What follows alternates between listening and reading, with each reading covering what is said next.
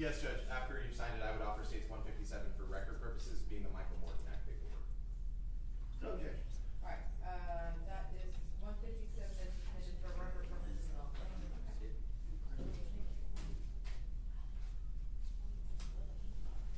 All right, so we're just waiting for one juror who was stuck with security.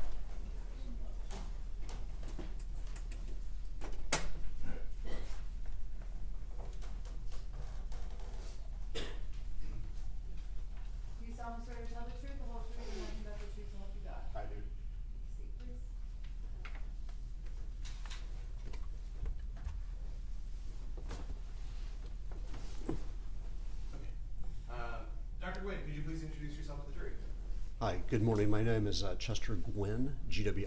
And Dr. Gwynn, what do you do for a living? I'm a medical examiner here in Dallas County. The office is the Southwestern Institute of Forensic Sciences, known as SWIFS for short. And so if we call it SWIFT the rest of this time, is that okay with you? That's fine. So it's the medical examiner's office as well as the Dallas County Crime Lab, but it's called the Southwestern Institute of Forensic Sciences. That's correct. Okay. So what kind of stuff happens at SWIFT? How I'm involved at SWIFS, I'm a medical examiner. So I'm a forensic pathologist. It's medical examiner, forensic pathologist, the same thing. But we conduct autopsies. Basically, our duty is to determine the cause and manner of death, and how we do that is performing autopsies. And I've called you doctor a couple times. What sort of education do you need to become a medical examiner? I obtained my Bachelor of Science degree at Southwestern Adventist University in Keene, Texas.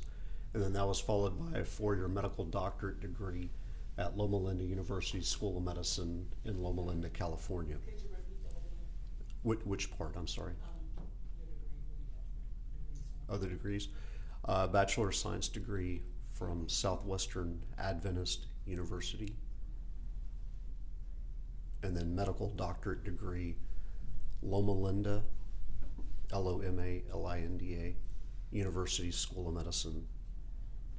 And that was in Loma Linda, California. After I obtained the degree, I moved to South Florida, and I did anatomic and clinical pathology residency training. That was done at the Mount Sinai Medical Center in Miami Beach. And then that was followed by a 1-year forensic pathology fellowship training at the Miami-Dade Medical Examiner's Office. I took and passed my board exams in anatomic and forensic pathology. And then I hold a Texas medical license. Okay, so I said it's a lot of schooling. Math is hard, and so I think that was 13. It's about years 13 years of training, yes. of training to become a medical examiner. And then, how long have you been a medical examiner for? I've been a medical examiner here in Dallas County since 2008. Okay, and then you said you did in Miami as well for a little bit. Right, so it's 1 year, 1 year of training. So I was doing forensic pathology at that point, plus my 16 and a half years here, so about 17 and a half years. Okay, and so that, I guess, 13 plus 17 and a half puts us at about 31 years basically of training to get you to this point, basically, right? Experience. Correct, yeah. The forensic component is 17 and a half, but all of the precursory stuff was 13. Okay. And also, and I'm sure the jury knows, but let's just make sure we explain it. What is an autopsy technically? What does that mean? Excuse me. An autopsy is an examination of the body after that person has died. There are different components to the exam. Some may just be an external examination. We're looking at the body, and then we're reviewing medical records, and then we're able to sign that person out. The body goes on to the funeral home. A more involved autopsy would include examining the internal organs of that body. And in this particular case that we're going to talk about, I performed a full autopsy. So I'd be looking at the internal organs, chest, abdomen, and brain. And just for the record, it sounds like you're sort of congested, right? I am, yes. I'm getting over a cold. I apologize. Okay. All right, and so what's the purpose of an autopsy for? The main purpose is to determine why a person died. Okay. So, and then we establish a cause of death and a manner of death, and then fill out a death certificate. Is being a medical examiner your only role at SWIFS? That's my main role, yes. Okay. Do you have like a supervisory role at all? We are also a training program, a fellowship program. So I do supervise fellows, and then rotating residents that come through, and sometimes medical students. So just like you were a training fellow back in Miami-Dade, now you're supervising people who are training fellows. Yes. Okay. All right. So after you complete an autopsy, generally do you generate a report? I do. Yes. Is that autopsy report you just sign it and then submit it, or how does it go? It depends on what type of case it is. If it's what we determine to be a homicide, then what I'll do is I'll take that case and I pass it around to all the other doctors in our office. They will have an opportunity to review the case, look at it. If he or she agrees with what I say, then they'll sign off on the case, apply their signature. So how many medical examiners are there at SWIFT? Currently, I think we have 10. Okay. Dr. Barnard recently retired. He recently retired, and then one of our other staff took a job in Collin County. Okay, so I said Dr. Barnard because that was the chief medical examiner. He was the chief medical examiner. Okay, and you guys are technically deputy medical examiners or something, right? The associates. Associate. Okay. Right. The hierarchy is chief medical examiner, then deputy chief, and then all the other medical examiners. Okay. So that's why you guys are a little short right now because of the chief medical examiner retiring and one going off to Collin County. Right. Okay. While you are conducting an autopsy, do you take photographs? I do. Why is it you take photographs? It's just additional documentation of injuries as part of the autopsy file. Did you complete an autopsy on Devontae Lampkin? I did. Would that have been IFS number 22-09101? Yes. Did you complete a report and take pictures in this case? I did. Permission to purchase. Yes. I am going to show you what I've marked as State Exhibit 80 and then 84 through 89. Could you please review those?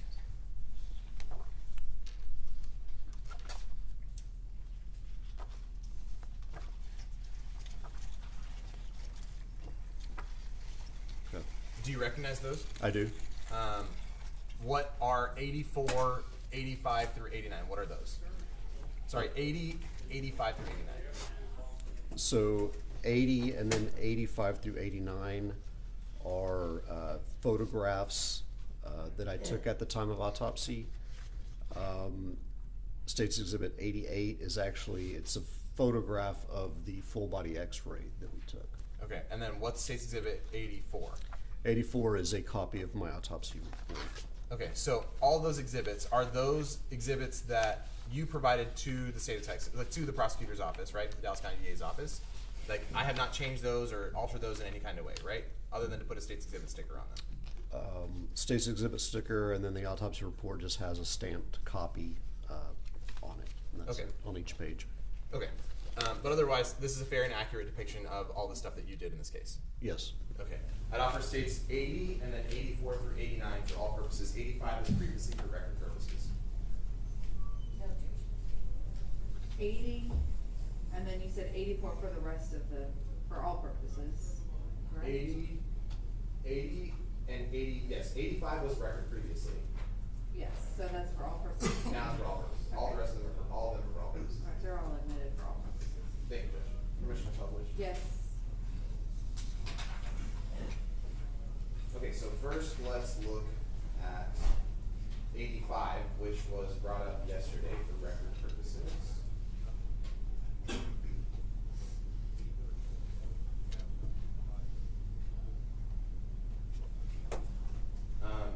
State Exhibit 85 here that we're looking at. Who is that we're seeing in this photograph? That's Mr. Lampkin. Okay, and we see an IFS number down here. What is that? Can you explain that to me? Sure. The IFS number, that's a unique number that's generated. So whenever a case is called into us and we determine that it is our case, that number is generated. It's a unique number. It only applies to this case and this case alone. Okay, so this was previously for record purposes, now it's for all purposes. What do you guys call this photo? What do we call this photo, I guess? It's called the identification shot. Basically, you put y'all's case number and the face of the person who's passed away, correct? That's correct. Okay. Could you explain something to me? What's going on right here in the corner of his eye? Could you see that? I do. It could be some drying artifact, or it could be a little bit of an abrasion. Okay. I'm going to show you State's Exhibit 80, and I apologize for these pictures. There's a different view of State's Exhibit 80. What are we looking at here? This is what we call an as-is photograph. So whenever we receive the body and open up the body bag, before anything is done, we'll take two as-is photographs, one of the upper half of the body, one of the lower half. This is obviously the upper half. Can you tell me further what this liquid substance here might be? To me, it appears that it's what we call purge. It's just fluid that's coming from the nostrils and then coating the face. Because we can sort of see it's coming out of his nose and then just gravity just takes it back towards his eyes and stuff, right? Correct. Okay, and then I think we can also see down here, towards the middle of his chest, we see the gunshot wound as well, correct? Yes. Okay. State's Exhibit 86. What are we looking at here? This is a photograph of the upper half of the body after the body's been cleaned and evidence taken. Okay, and so this wound in the middle of his chest here is what we're talking about being a gunshot wound, correct? That's correct. And State's 87. What are we looking at there? Again, the gunshot wound is just a higher or a closer photograph. Okay. Why do you guys? What's this ruler here for? It's to give an internal measurement. Basically a measurement within the photograph. Okay. And then what are we looking at here with State's Exhibit 88? This is the copy of that full body X-ray that we take. Okay, and we sort of see in the middle here. So most of the stuff is gray, but then there's sort of a bright white thing down here and a bright white thing up here. What's this bright white thing in the middle of his chest? The bright white there, right centered over his spine, is the bullet or the projectile. Okay, and then State's Exhibit 89. What is that? That is the projectile that I recovered from the body. All right, so then let's talk about State's 84. What is it we're looking at here? This is the copy of my autopsy report. Okay, and so this is the autopsy report that you generate, right? Correct. Okay, and we see here at the top,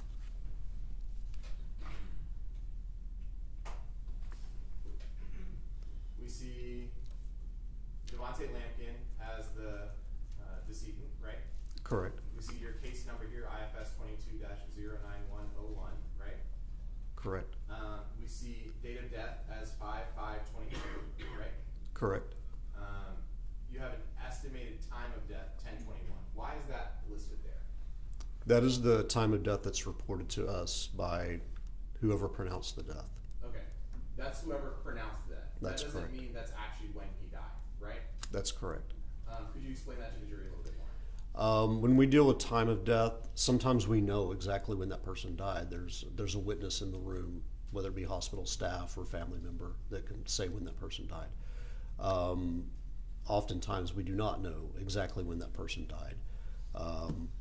They're found a period of time later. There's no witnesses. So in this particular case, that's why it says estimated. Right, because by 10/21 on May 5th, if the police had already arrived there and the EMTs had already arrived there, and they're the ones looking at Mr. Lampkin dead on the floor, that would have been them saying, hey, the EMT saying, hey, he's dead now, right? When they assess the body, yes. That's them getting there saying that. It's not saying that that's actually when he died according to your personal medical opinion. Correct. Okay. All right, and we also see on here body weight 273 pounds, body length 78 inches, and if math tells me right, that's 6'6". Correct. Yes. Okay. All right, so then we see you sort of just measured his organs. Why do we do that? Again, it's just part of the process, documentation of his organs and body weight and all that. Okay. One of the other things that we saw in State's Exhibit 80 was that Mr. Lampkin had bags on his hands. Correct. Why would that be there? The bags are placed over the hands at the scene to preserve any evidence that may be on the hands. Okay, and so you make note of that as well in your report in that first sentence, right? I do. Where it says the decedent is received with bagged hands. Correct. Okay, and then we have, let's see. The decedent is a well-developed, well-nourished, 78-inch long, 273-pound black male who appears to be the reported age of 25 years old. Rigor mortis is absent. Liver mortis is posterior, red, and fixed. Could you please explain to the jury what? Let's just go from here. Well-developed, well-nourished. Mainly that means he's just a healthy guy. He was a reasonably healthy guy. Correct. There's nothing that you could see that was disease really about him. Correct. Okay. And then this rigor mortis is absent. Rigor mortis is the stiffening of the body after a person has died. Okay. And so could you explain to the jury what happens, what that process is? Correct. After a person dies, the body will start to stiffen, the muscles will stiffen, and then eventually that will dissipate, it'll go away. It just depends. I mean, there's a timing issue to it. A lot of it depends on external environment that the person is, internal environment maybe going on inside the body. But typically rigor mortis will be fully developed within about 8 hours and then dissipate shortly after that. Okay. So if let's say by the time you're examining the body, if there is rigor mortis still, you would think probably the person died within the last 8 hours, right? Usually. Considering, I mean, there's also like environmental conditions like heat, how hot something is or cold something is, right? Correct. Okay, and could you explain that part to the jury? As far as the heat and the cold? Heat and cold, yes. Sure. Heat could accelerate the process, whereas cold can slow down the process. Okay, and so the fact that it's absent, would that tell you generally, probably, maybe, as far as you would be concerned, in a normal situation, just a normal room temperature, that it would have been longer than 8 hours? Yes. Okay. What is livor mortis is posterior red fix? What does that mean? So livor mortis is the discoloration of the skin that's caused by settling of the blood. And what I mean by that is that's a gravity-dependent phenomenon that we see on the body. So if a person is lying on his or her back, the blood is going to settle towards that person's back. It goes through the same type of timing process that when we talked about rigor mortis, there's a curve to it. At a certain point, if the person has been lying in that position for a long enough period of time, that discoloration becomes fixed, meaning if I now turn the body over to the stomach, that discoloration is going to stay on the back. It's not going to move to the front of the body. Okay, and I apologize, I'm going to show you State's Exhibit 50. I don't know that I've shown you this one before. This is a photograph of Mr. Lampkin from the scene where he's shown laying on his back. Would that make sense based on what you saw? Yes. Okay, and then when they rolled him over in State's Exhibit 51, that's what we see on his back. Does that make sense? Is that basically what you're saying, as to because he was on his back, the blood would have pooled to his back because of gravity? Yes. Okay.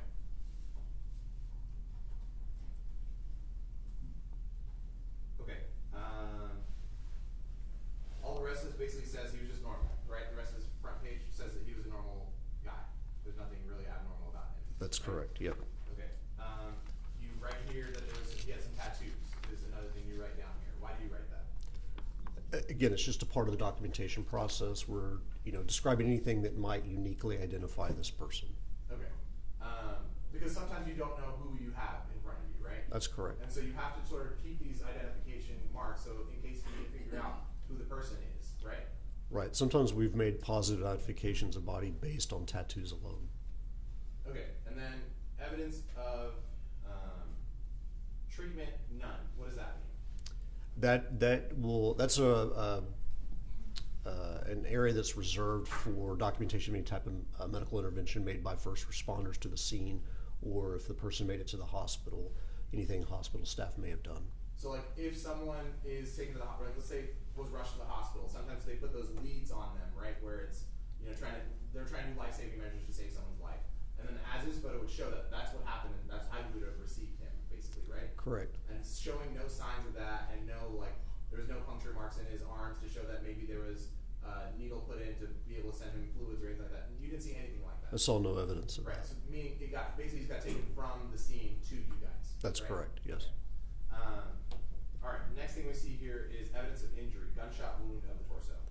Mid-anterior aspect of the torso, just below the xiphoid process. Xiphoid process is where the ribs come together and there's that cartilaginous part right below the center of your sternum, right? Sure, it's at the bottom edge of your sternum. You can sometimes feel a little bony prominence there. That's the xiphoid process. Okay.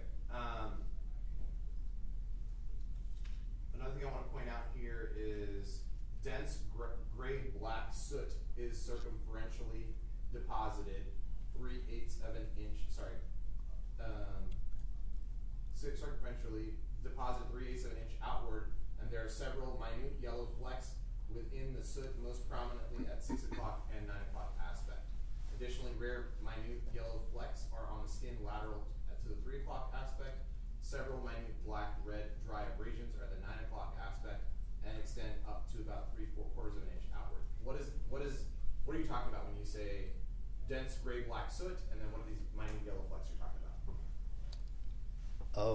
It's specifically talking to characteristics of the wound and any type of firearm residue that may or may not be there. In this particular case, the soot and the yellow flecks are gunshot residue. And so, and I'm going to show states 87. This is what you're talking about, those yellow flecks, right? That's correct. And we're seeing this sort of dark abrasion around the wound, because this is the wound right here, right? Yes. And we're seeing dark abrasion around. That's what you're talking about, right? Yes, that's the dense soot, that, drying and gray-black discoloration. That's the soot, and then the yellow flecks are also part of that residue, that gunshot residue. What does that mean to you, based on when you see this generally in your training experience? What does that mean to you when you see this? It's range of fire determination. So if you're seeing soot, that means that the firearm is pretty close in relation to the body. If you're not seeing any of that, then that can mean one of two things. Either it's from a distant range that none of that soot is being deposited on the skin, or there's something in between the firearm and the body, such as heavy clothing or a piece of glass or something like that. Okay, a couple more things I want to point out. Projectile sequentially perforates the abdominal subcutaneous tissue, anterior peritoneal wall, distal body of the stomach, pancreas, abdominal aorta, and the first lumbar vertebral body, L1. What does all that mean? That's describing the pathway of the bullet through the body. So it basically goes through the soft tissue and musculature of the abdomen, and then it strikes the aorta, which is the largest caliber blood vessel in the body, and then the bullet lodges within the spine. Okay, and that's what that says here. Deformed apparent medium caliber projectile consisting of a mushroom gray metal core and yellow metal jacket is recovered from the L1 vertebral body. It is photographed and placed within. That's what we're talking about when we looked at in the state's exhibit.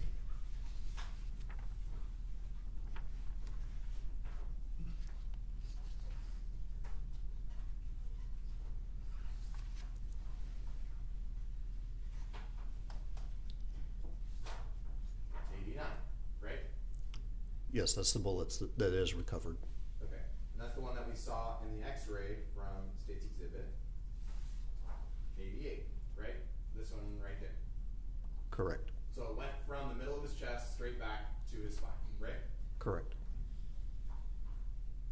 And I think at the bottom here you say the trajectory is front to back and without significant deviation up, right, up, down, right, or left, right? Correct. Then you do sort of an internal examination to show what kind of stuff was in, just what was going on with his body, basically, right? Yes, it's just a completion of the examination, looking at all the other organs inside the And body. different systems and stuff, right? That's correct. Okay, so then we get to toxicology, and you're not the person who does the toxicology, right? That's correct. But this is what was in his system at the time, correct? Yes. All right, and what we see is ethanol at 0.036.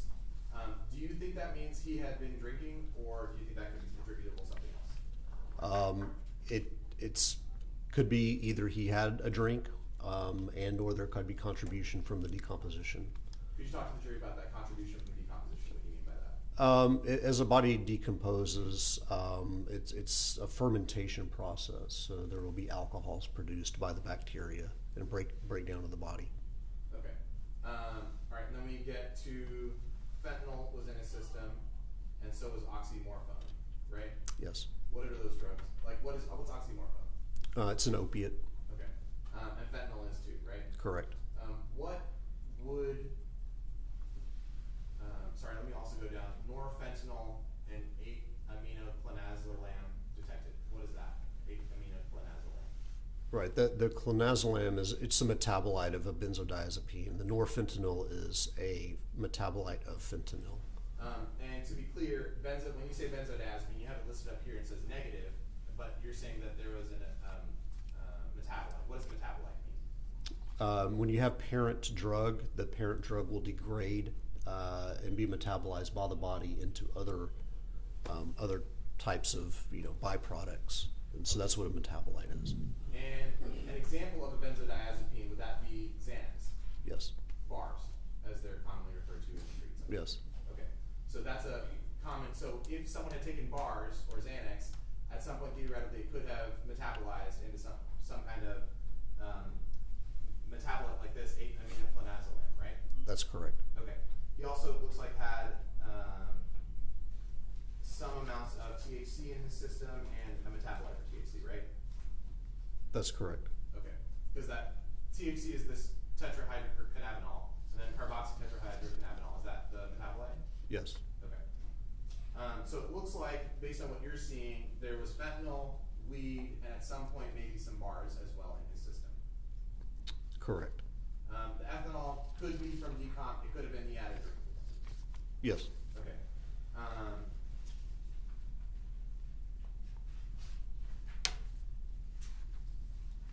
And then on the back here, last couple pages, that's your signature there, Chester Gwynn, right? That's correct. And then we've got all these other names as well listed as the other doctors who signed off on this report, correct? Correct.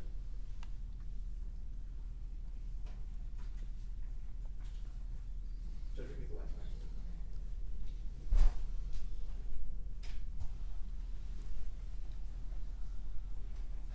one? 273 pounds, 78 inches. Would that surprise you that Lampkin was a football player at some point in his life? It would not surprise me, no.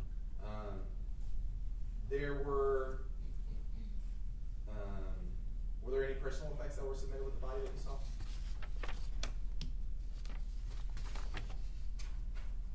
No. All right, so let's get to some about his time of death, because it said 10/21 on there. We said that was estimated. We also talked about how because rigor mortis was no longer present, you're thinking it would have been probably longer than 8 hours before, right? Yes. So let me just ask it, did he look like he had died recently, or it looked like it had been a little bit? It had been a little bit of time. And why do you believe that to be true? Well, he was already starting to decompose. Okay, can you talk to the jury about what you mean by that? Yeah, so some of the findings, and I have a section on page 2 of my report. The stiffening of the body that had gone away, that had dissipated. The livor mortis, which was the settling discoloration of the skin caused by settling of the blood, that was fixed. And there's subcutaneous crepitus, which is just a fancy way of saying there's little air bubbles underneath the skin. So whenever I palpated the neck and the upper chest region, there were air bubbles, and that's due to the bacteria, the breakdown of the body. And then whenever I examined the body itself, the organs inside, the organs were also starting to soften and discolor, which is an indication of decomposition.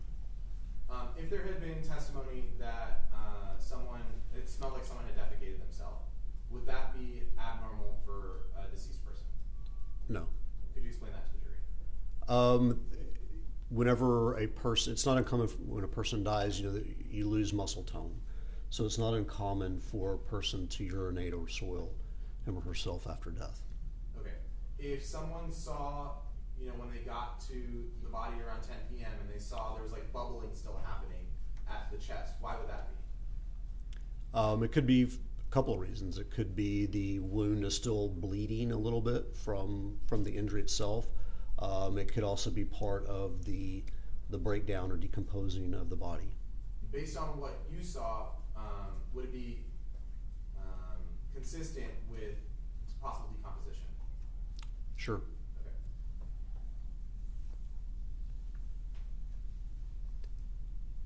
Okay. We see on the autopsy report as well that the body got delivered to you guys, but that the autopsy was done the next, because you didn't do the autopsy at middle of the night, right? That's correct. You would have done the autopsy the next morning on May 6th, right? Correct. What happens? What do do you guys do with the body? Does it just sit out, or what do you guys do? No, the body is put into one of our refrigerators. And why do you do that? It's to preserve the body, to prevent it from further decomposing. Because like you said earlier, if it was in a hotter room, theoretically, decomposition could go faster, but if it's in a colder place, it could sort of stem that decomposition, right? That's correct. It slows the process down. Do you know when Lampkin's body was delivered to your freezers? I do not. I don't have that information in front of me. Okay. If I told you around 1 o'clock, 2 o'clock in the morning, would you disagree with me on that? No, I wouldn't. Again, I don't have that information in front of me. Okay. I do see that. I do see in our investigative narrative that it was ordered to the morgue at 1:42 a.m. But I don't know what time it arrived to our morgue.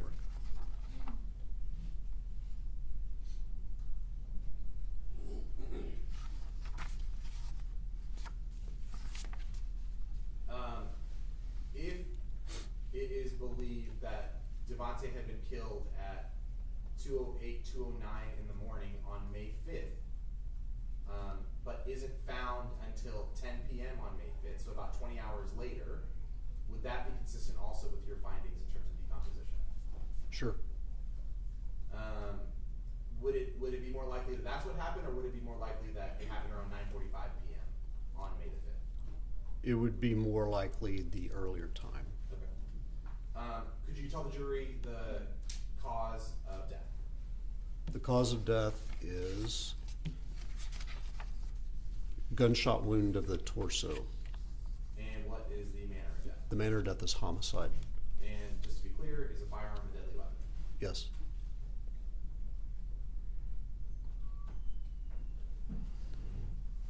Pass it. Cross-examination. Good morning, doctor. Hi, good morning. I too am congested, so bear with me. All right. Sorry you're not feeling so good. Just a couple of questions. When we're talking about the wound and you were talking about the black soot and the minute little yellow particles, you said that that indicated that the weapon used was, I think you said pretty close. What does that mean? How far away would you put the gun to the actual wound? So if it's a contact wound, it would be the muzzle up against the skin, and you might see a very, very thin rim of the soot. Most textbooks will say soot is deposited up to about 12 inches away. Again, that really depends on the firearm being used and the type of ammunition being used. So with that being said, we're looking at somewhere between 0 and 12 inches where you'll see soot deposition. Now, in this particular case, if you remember on the picture, that soot deposition was pretty tight around the wound. So we're probably, 6 inches, give or take. It's pretty close. Okay, that's what pretty close is. Okay, Yeah. about 6 inches. And also the fact that you do see that soot and those little particles indicates that nothing was between the muzzle of the gun and the body, the skin, right? No, because he was wearing a shirt. He was wearing a top, but that doesn't preclude the soot and those particles getting through the clothing. I mean, we see that happen. But you didn't see a bullet hole in the shirt? I can't recall if I did or not. I noticed that there's a big, going back and looking at that as his photograph, there is a big hole in the shirt. But again, I don't know if that was caused by the firearm or not. Is it that rip that you see? There is a rip in the There's shirt. a big rip in the shirt, Right. But you're not saying that's where the bullet went through? I'm not. No. Right. No, because I didn't examine the clothing specifically for that.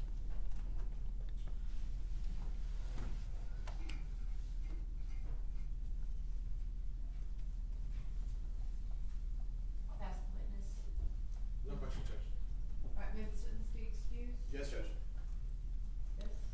Yes. Okay. Free to go, thank you, Doctor. Okay, thank you.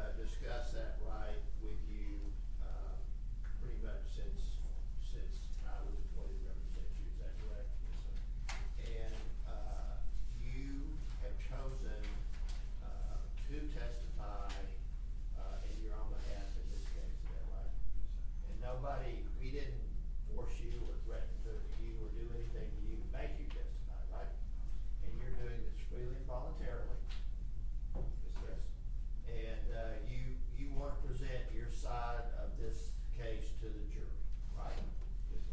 And you have, you've pretty much been saying the same thing since I started representing you, is that correct? Yes, sir. Okay. And you've always wanted to testify?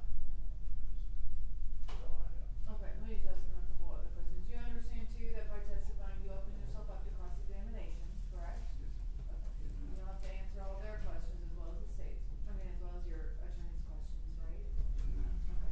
And then if you had decided not to testify, which is your constitutional right to or not to, but I would have instructed the jury that they could consider that for any purpose at all. You understand that, correct? Okay. All right, and you understand that while you can consult with your attorney or whatever, or whatnot, this ultimately has to be your decision and your decision alone, correct? Yes, ma'am. All right, and this is your decision. And you're not under the influence of drugs or alcohol, correct?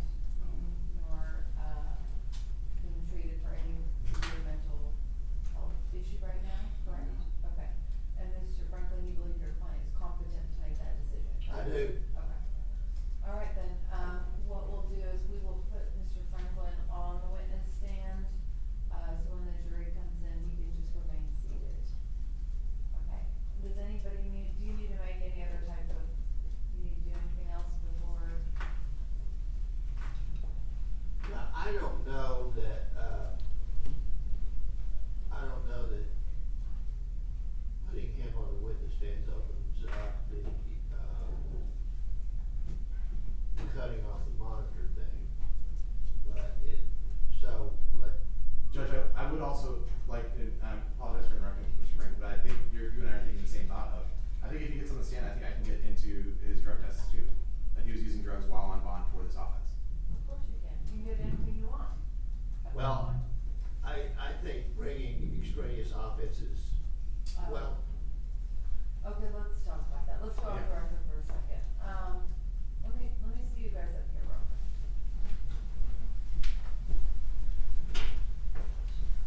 Yes. What are they trying to do with it?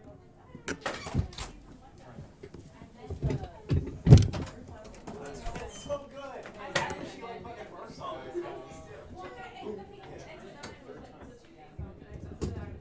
And because he's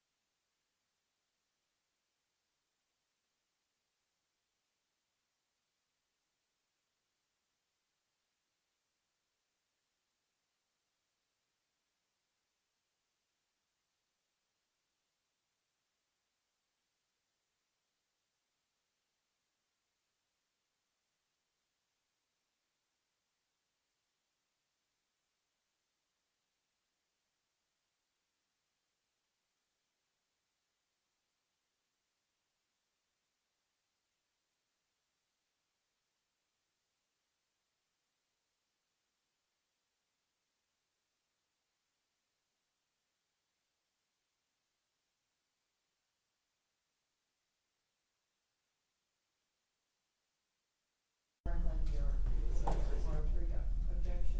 yes, ma'am. Whatever that number is, it eludes me at the moment. Judge, may I also just for clarification? That's close. May I also ask for clarification purposes? Yeah. I do plan on asking him what drugs they were doing that night together. If he says I don't do drugs, would that then open the door then for impeachment purposes? I don't think he's gonna say that, Judge. Okay. Then we'll cross that bridge if we get there. All right. Okay. All right, does anyone need a break before we go? Yeah, let's do a break. Maybe so. All right, let's take just like 5-minute restroom break. If anybody needs it, come right back. That's a fast one. That's to the restroom and back, Richard. Yes, ma'am. This is Judge Meyer. I'll be back. Okay. Mr. Franklin, if you need to use the restroom, that'll be the time also.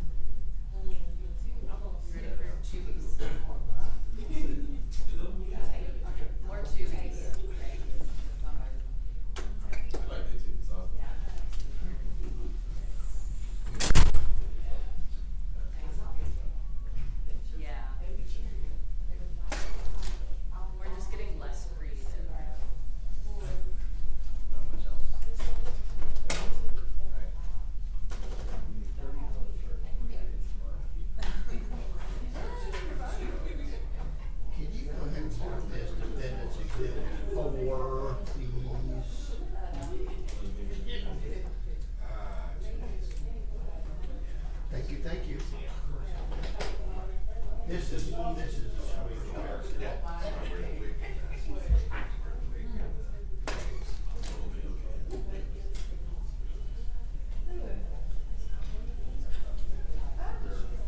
Oh, hi. How are you? That's exciting. So you're, come on in here real quick while we're waiting for everybody to come back. And then if you wanna get the defendant back out as soon as Karen gets back, come on up. Good morning, how are you? Good, thank you. Good. Jennifer Bennett, nice to meet you. Jay Merchant. Hi. So you're from I'm originally from Canada. Autistic? An accent? A little embarrassed. There's up there.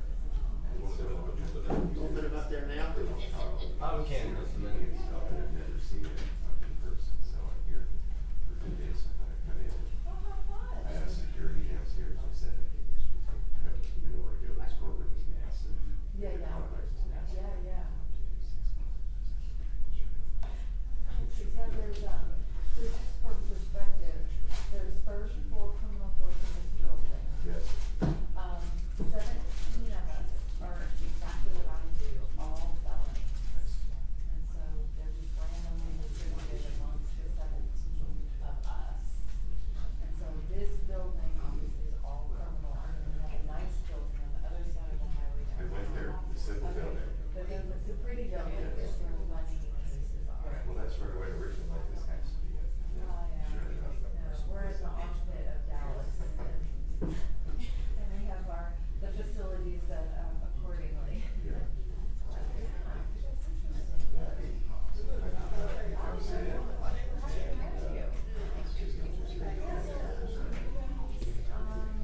So I wear the wig and clothes. You do? Yes, ma'am. See, I did in law school, I did a little thing at Oxford, so I saw it followed it, but does it say that? Yes. Nothing different. Does the defendant sit at counsel table in the back? In the top, we call it the top. So there would be another, essentially that would be here Okay. or in the back. And they would sit in by So they themselves. can't come or anything. They can ask secretly to approach the client. But certainly, there's that chapel that we have. Certainly, I would never ask them to sit down. I would stand. I would be incredibly rude if I would ask questions. Well, to look at it. Yes. Yes, we don't, well, when they report. Okay, fair enough. Can we go Mr. Franklin on the witness stand? Oh, yeah. But we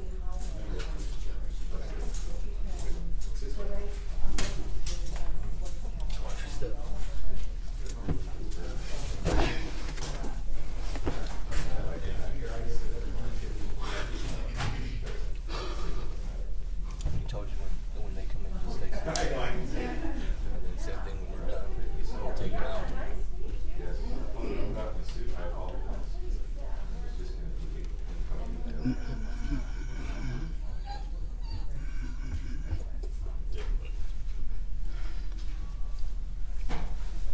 Yes. Thank you very much. Okay, Ms. Lambert's back. Where'd Mary go? Catherine? We can start with that. I think she went to go get something over here. Okay, let's line up the jury, Mr. Are his feet good? Yeah. So, Mr. Franklin, when the jury comes in, don't stand up. Okay? Yes, ma'am. Got it? Yes, ma'am. Okay. You. Okay.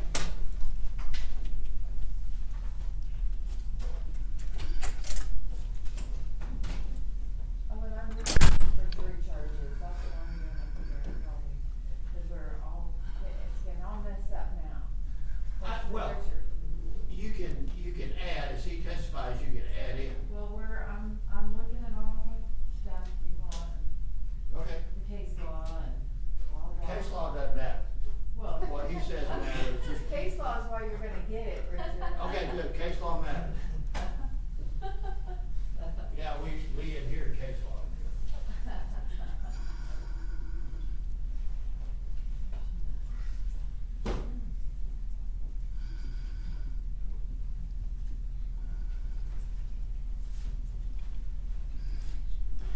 Judge, we should all still get up when the jury comes in. Yeah, I'll Okay. tell them that instruction and just stay sitting if you want, or anything. They won't get it. They won't.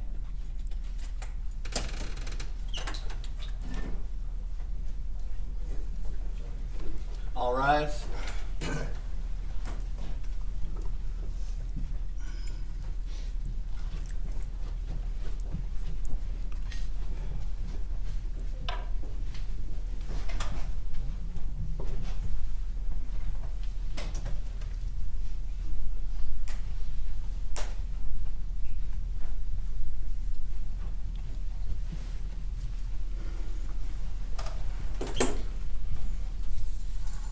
Alright, everyone may be seated.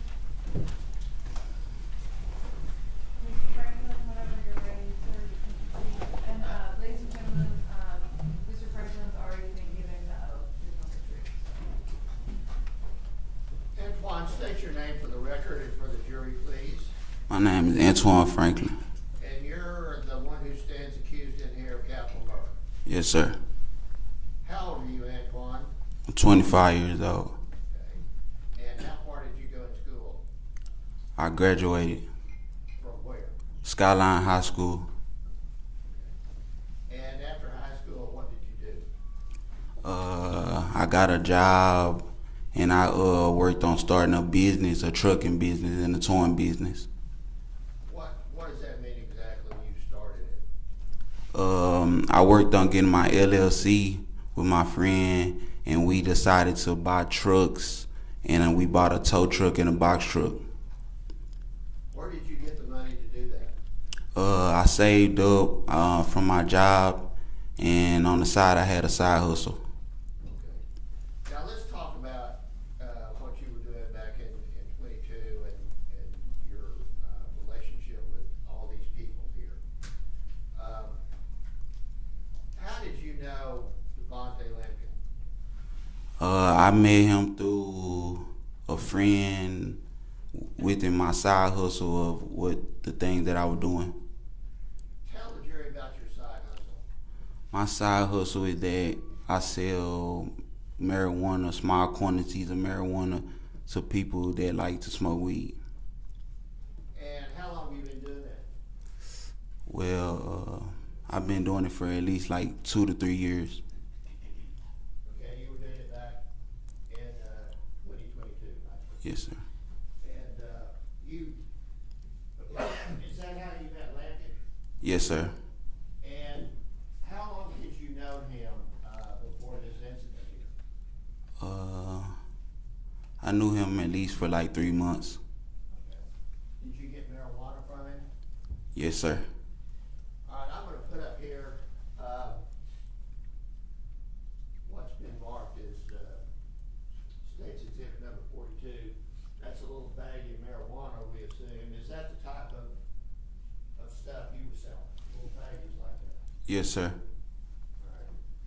And, how much would a bag like that be worth to you? I mean, how much would you sell it for? I said at least between $25 to $50. Okay. Now, I'm gonna put up here State's Exhibit number 44. What do we got there? Those are basically like pounds of marijuana. And are they sold like that? Yes, sir. And how much would one of those bags be worth? Approximately at least from $850 to $1,000. All right, and then these go to what? People like you? They'll come to people like me, and they'll get broke down into pieces. And people like you break it down? Yes, sir. And sell them in those little baggies we just saw? Yes, sir. And is that why there are no scales up there in that apartment? Yes, sir. Because this is the way they get sold. Yes, sir. And they get sold to people like you. Yes, sir. All right. And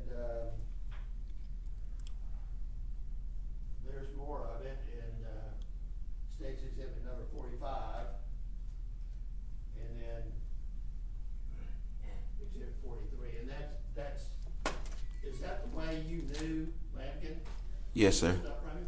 Yes, sir. All right, now, how did he carry this stuff around? Mainly in backpacks or just like different bags or under his shirt or anything, just to hurry up and get it out of the wherever he'll have it at. Now, do you know where he was living before he got this Airbnb over there? Yes, sir. Where? In downtown on Main Street. Where were you living? I would live in downtown on Main Street. Were you living in the same complex? Yeah, it's a apartment complex, and it's 3 different apartments put in one complex. And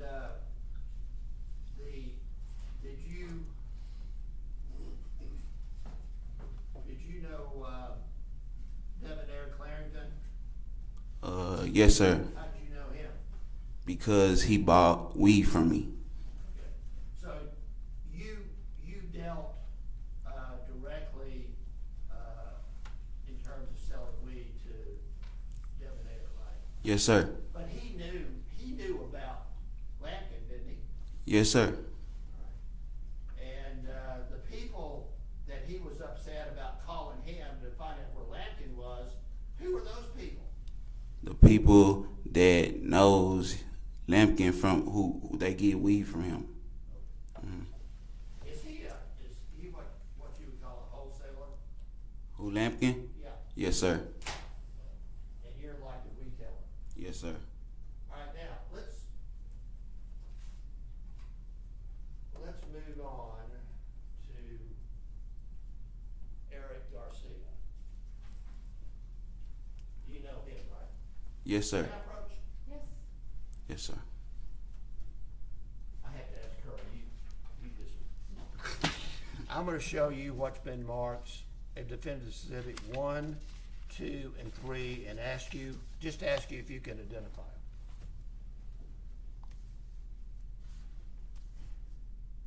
Yes, sir. Okay. We'll offer Defendant's Exhibit 1, 2, 3 in evidence. Judge, I'm going to object under relevance and character, improper character evidence. All right, we're going to see the items, please.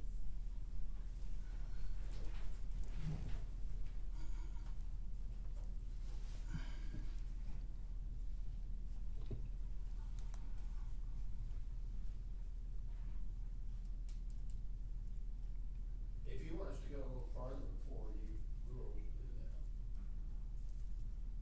I'm going to sustain the objection at this time. Okay? All right. How do you know Erick Garcia? Erick Garcia, he buys large quantities of weed From who?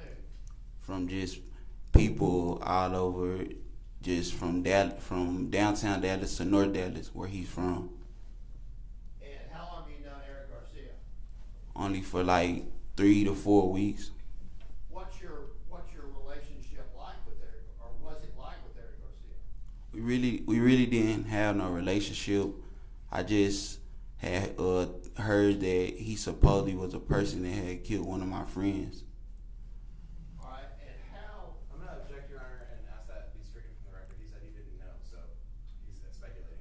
All right, I'll sustain that, and I'll ask the jury to disregard it. You need to not say what anyone else told you. Yes, ma'am. All right, go ahead. All right, and how did you get involved in this particular situation with Erick Garcia? Because he wanted to. He bought some. I sold some weed to some larger quantity weed to him, and then I introduced him to Lampkin because I wasn't the person that has the large quantities of weed. He wanted larger quantities? Yeah, he wanted larger quantities. All right, and based on that, what'd you do? I inferred him to Lampkin, All right, and then what happened? and then Lampkin just decided to not want to meet with him and just wanted me to do the deal, like do things third person with him. And what does that mean? As in, I grab the items from Lampkin and meet Erick somewhere and serve him.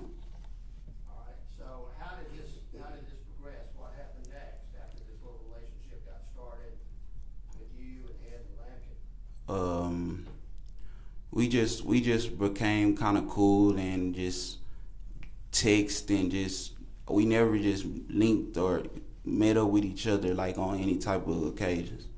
All right, and then what led up to this deal that led to Lampkin's death? What happened there? He just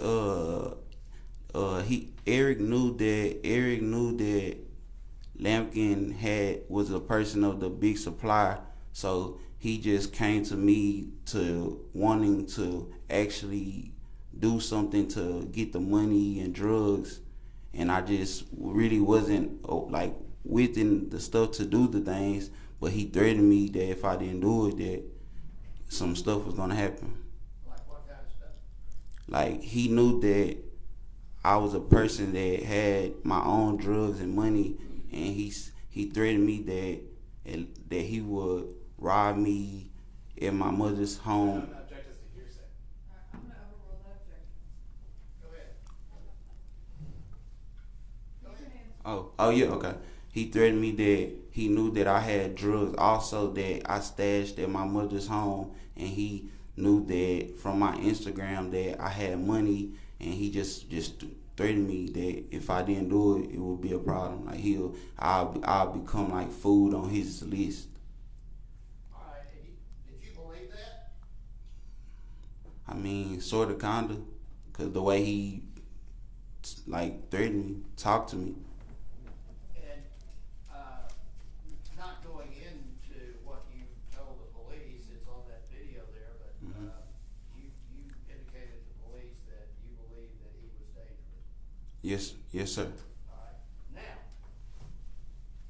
what kind of money would Lampkin have, as far as you know? Large quantities, he'll have large quantities of money at random times. Did you indicate to Erick when he was talking to you, when he was threatening you, did you indicate to him that you could get a lot of money from Lampkin? I didn't indicate it, but no, I didn't indicate it. Okay. Did you tell him how much money that Lampkin may have? Yes, sir. Okay, and how much was it? I just made an approximate estimate to like 20,000. Now, at that point, when you said that amount of money to Erick, what were you trying to do? I was just trying to really make him happy in the situation, just to make him happy after being threatened. All right, so in order to make him happy, what was going to happen here? He was going to have to break in and get the money from Lampkin. All right. Now, where was this? Where did Lampkin keep the money? Lampkin, he'll have the money on him, or he'll just have it in different areas of where he were staying. What about this backpack we're all talking about here? The backpack had weed and money. He wasn't having a lot of money in the backpack. How do you know? Cause when we would be together, he wouldn't have a lot of money on him. He wouldn't ride with a lot of money. All right, let's go in the evening. This happened, and we're going to talk about these texts that you were sending out to Garcia. Mm-hmm. What were you trying to accomplish at that point with Garcia? I was trying to just make his after me being threatened, I was just trying to make everything go as well planned so it can make him happy but not get no one hurt. So were you trying to get him to just break in? Is that what you were trying to do? Yes, sir. All right. Now, this other dude up here, Williams. Yes, sir. John Williams, right? Yes, sir. How did he come to be involved in this thing at all? He just came to be involved as just being around within within around me and just me. Why did he have to get involved in this at all? Because I felt that Erick was a threat, and I didn't want anything to happen to me. You didn't want anything to happen to Lampkin either? Yeah, Lampkin or me, yes sir. Now, at first, you seem to think that, well, robbing you two would be a good idea, is that right? Yes sir. And why did you change your mind about that? Because I changed my mind because I just it didn't feel right to me. Because I didn't want any guns involved in the situation. Okay.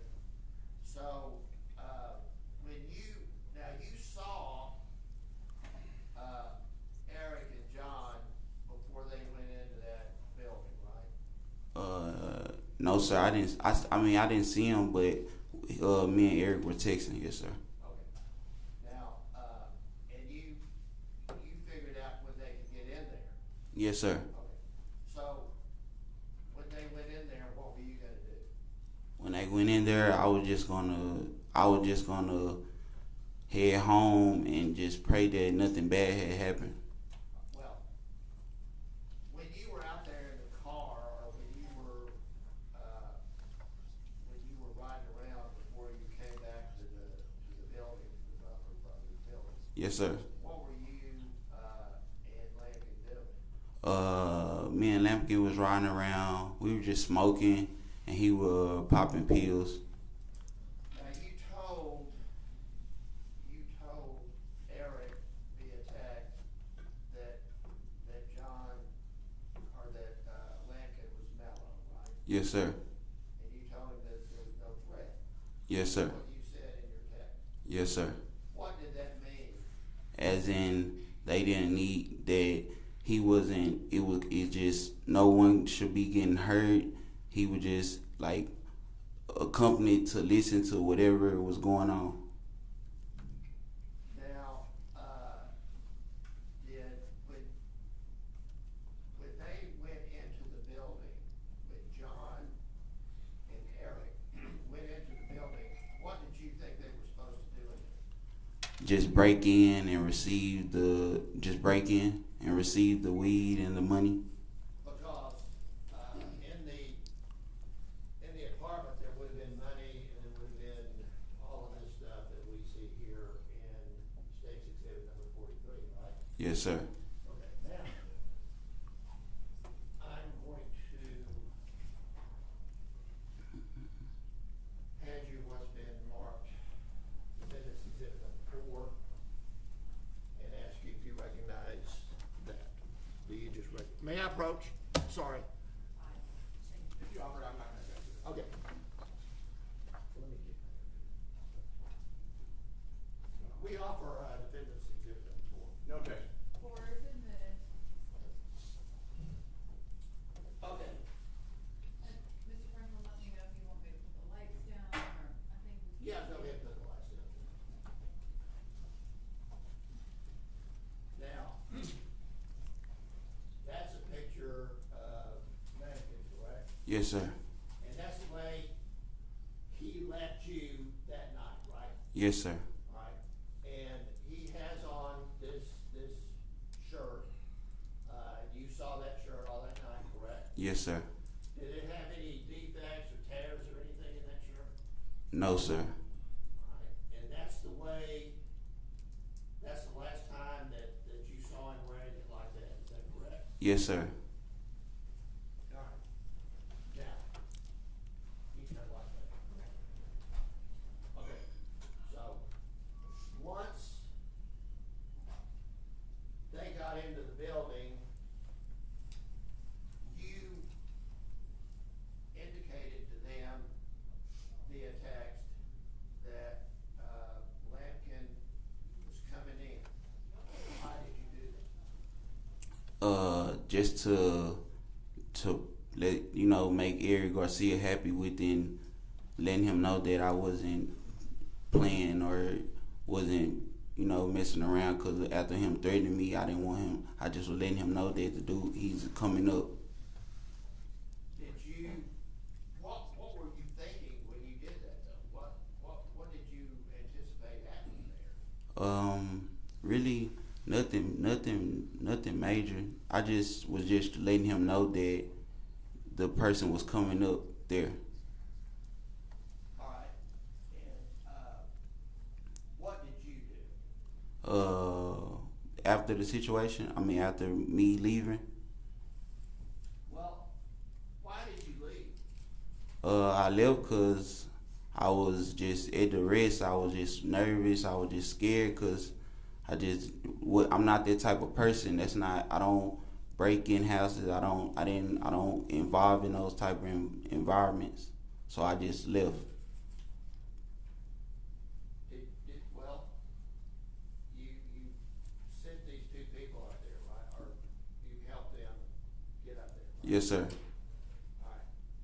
And at one point, in your text that the jury seen yesterday, you were talking about that you didn't want Lampkin to know that you were involved in this thing. Yes, sir. All right. So, did you expect to see Lampkin again? Yes, sir. Did you expect to keep dealing with him? Yes, sir. Now, you told the detective that you planned a robbery, and that's all that you wanted to happen. What do you mean by that? Like I say, I was threatened, so I just planned to help the dude Erick in a way of no one getting hurt, so he can receive what he wanted, and everyone could be at peace. Did you anticipate that they would actually have any contact? Well, let me ask you this way. After you decided that you didn't want them to come and rob you too, Mm-hmm. after that, did you anticipate that there would be any contact between John, Erick, and Lampkin at all? No, sir. So you were at that point planning a burglary as opposed to a robbery? Yes, Is sir. that what you were doing? Yes, sir. And the amount of you can turn the lights on.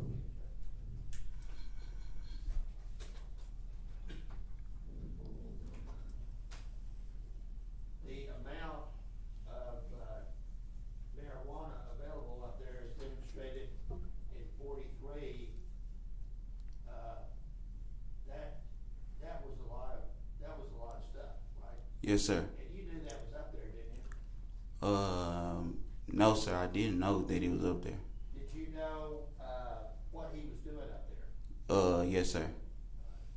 And you had bought this stuff from him before. Yes, sir. So whatever they found as they broke into the apartment, they could just take. Right? Yes, sir. And there wasn't supposed to be any kind of confrontation between John, Erick, and Lampkin. Right? No, sir. Yeah, right, sir. Yes, sir. Right. Okay. Now, there was a lot of conversation going on via text between you and Erick. Yes, sir. Why exactly is that? Just to ensure to him that everything is like all there and he doesn't have to worry about me playing around, or I just was doing everything like that because of the threatening part, and I didn't want him to think that I was playing. All right, and you indicate in here that there would be a split.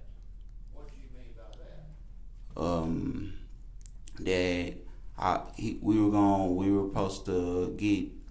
We were supposed to like split the money. All right, and is that something that you thought was going to be a reality, or what do you think about that? Nah, I knew that he wasn't even that type of person to do anything like that. To split it? Yes, sir.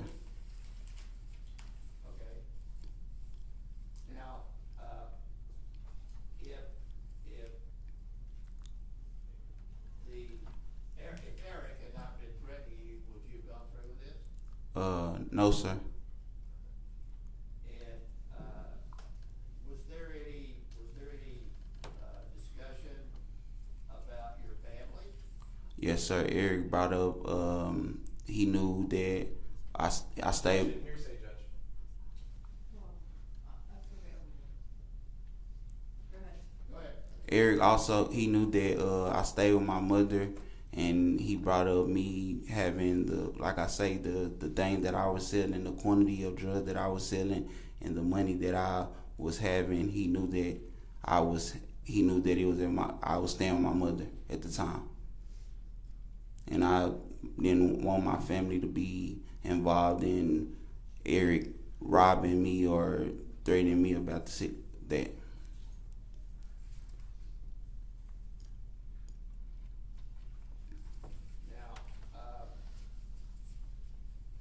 We have a deal here. Doug, you might want to come loud.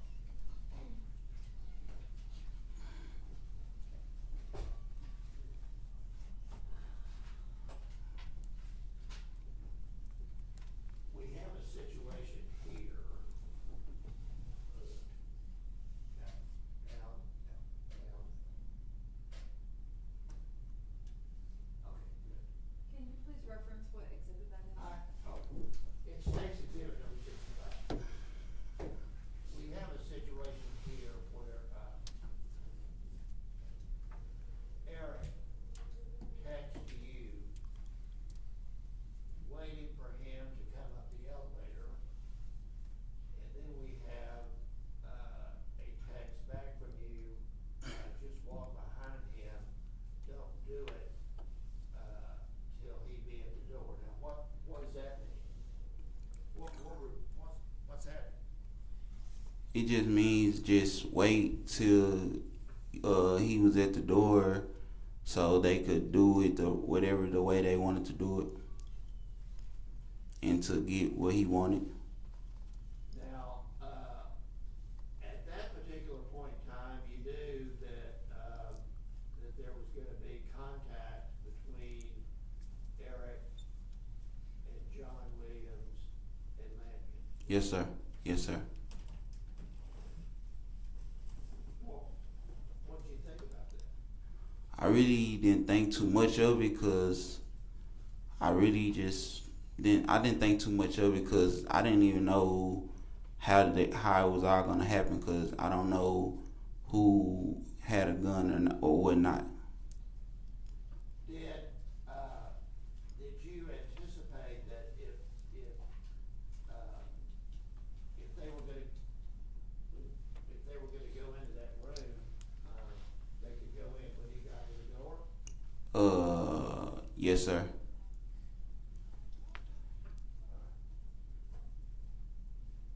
And then, after that last text that you sent, just walk behind him, don't do it till he at the door.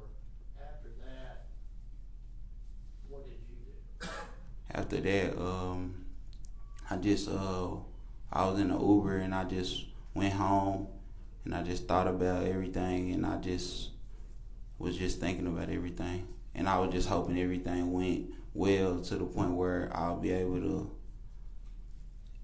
just just make sure Lampkin was good within the situation after me being threatened by Erick and all of those things. Were you in the Uber when you sent out that last text? Yes, sir. Right.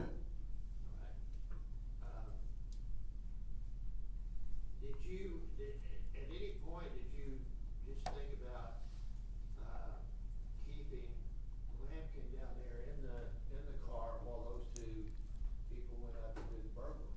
Yes, sir. And why didn't that happen? Because Lampkin was tired and he wanted to go upstairs. How out of it or how relaxed was he? He when went upstairs? he was relaxed. He was relaxed. He was off of the pills, so he was just relaxed. He was like regular. He wasn't just all too, moving around. He was relaxed. You turn the lights on, Jay. Now,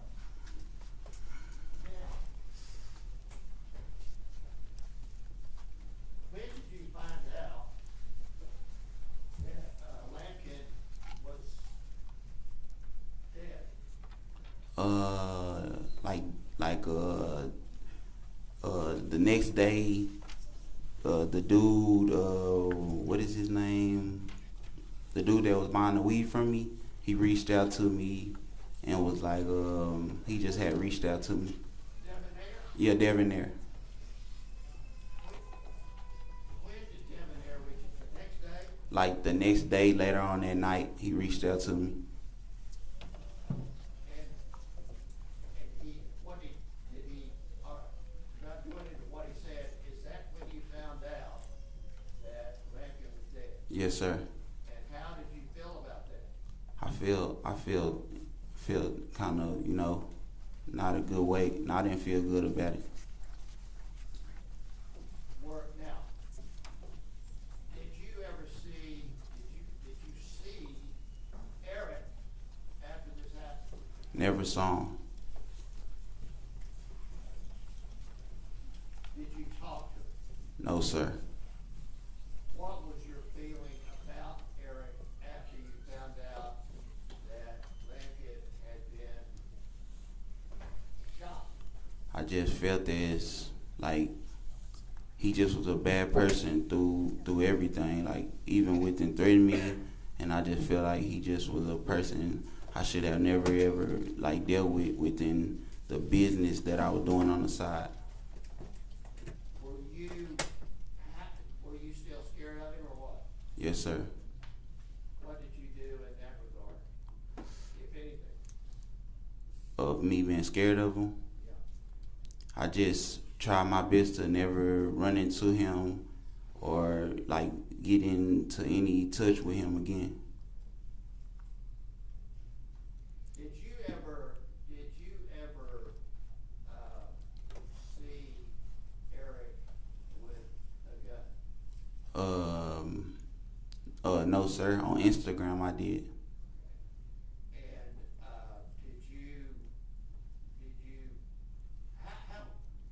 did you communicate with him on Instagram? How did you even look on Instagram to find this guy? He reached out to me. I told you what I told you within the situation of my friend passing away. And you told that to the cops? Yes, sir. To the detective? Yes, sir. And you saw what you saw on Instagram, right? Yes, sir. Did that make you feel confident that you were truly threatened? Yes, sir.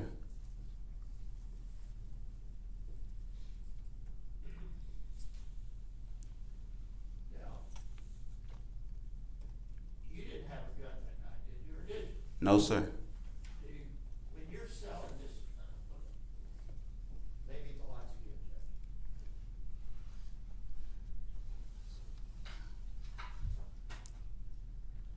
I'm gonna put back up State's Exhibit number 42. When you're selling these bags of weed like this, do you carry a gun? No, sir. And,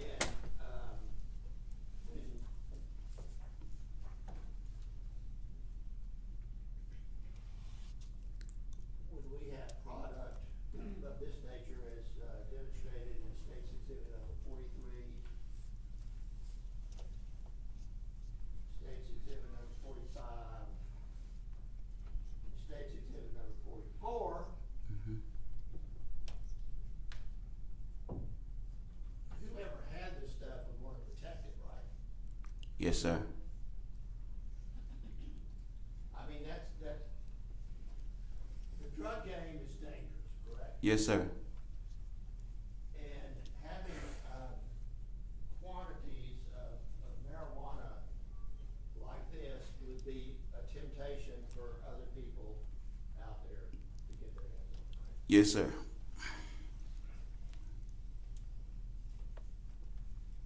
Do you know how many people were involved with Lampkin in this drug business? Lampkin was a big supplier, sir. He was a big supplier. He supplied a lot of people.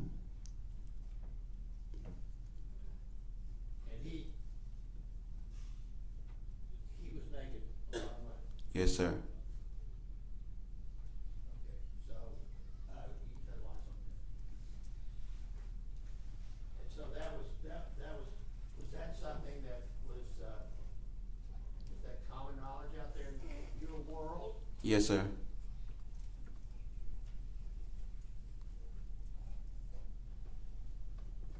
Okay, pass it with it.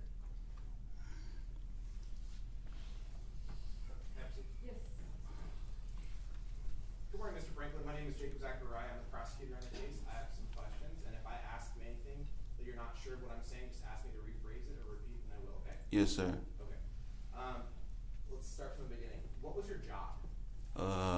I worked with my mother at Family Dollar as a stocker, and then I had a business, a LLC trucking business. Okay.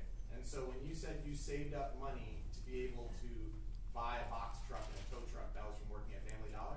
Yes, it was working at Family Dollar, and I also said that I had a side hustle with it. Okay, so selling weed, and so the basis of your LLC is proceeds from drug sales. No, most of it was from the checks that I was saving, and me and my friend actually. Family Dollar. Yes, sir. Okay. All right. You said you sell a small amount of weed. What is a small amount of weed? Small amounts of weeds are like $25, $50, $100 worth of weed. So you wouldn't have that much, like even one of those bags. Would you have one of those bags with you? Yes, I will have one of them. Okay, so you would buy it in a. Yeah, I'll buy in a big bag and I'll bust it down. Okay, and so try to do your best of. I'm gonna ask the question and then wait till I'm finished asking. Yes, the sir. answer. Yes, sir. It's gonna be hard for her to be able to type down when we're both talking. Okay. Yes, sir. Okay. I think you said that when Devontae was carrying it around, he carried weed in his backpack or under his shirt, right? Yes, sir. What do you have under your shirt there in State's Exhibit number 94? It was just a bag of weed. Okay. Yes, So sir. You were also just getting weed at that point too, right? Yes, sir. Okay. And you were concealing it under your shirt? Yes, sir. Okay. And that is you, right, in the video that we saw? Yes, sir. You said that Debonair called people who Devontae got weed from. How do you know that? You said my lawyer said that Debonair said that people called him looking for Devontae. That's what they said. That's No, what sir, I'm saying you're questioning with your attorney. Mm-hmm. He asked you,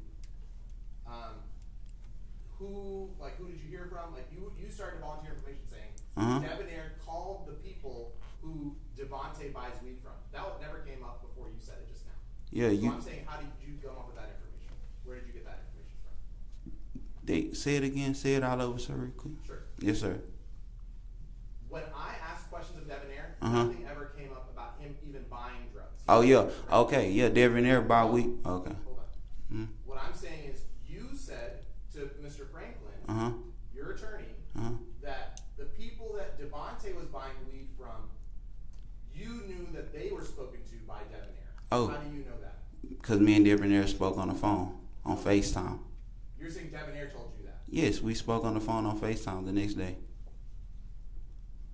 How often did you and Debonair talk on FaceTime? Not often. Not often. Your phone records would back up that you had spoken to Debonair. Yes, sir.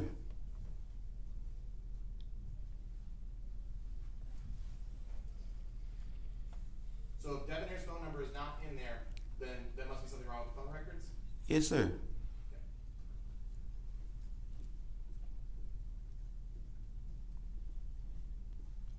Okay.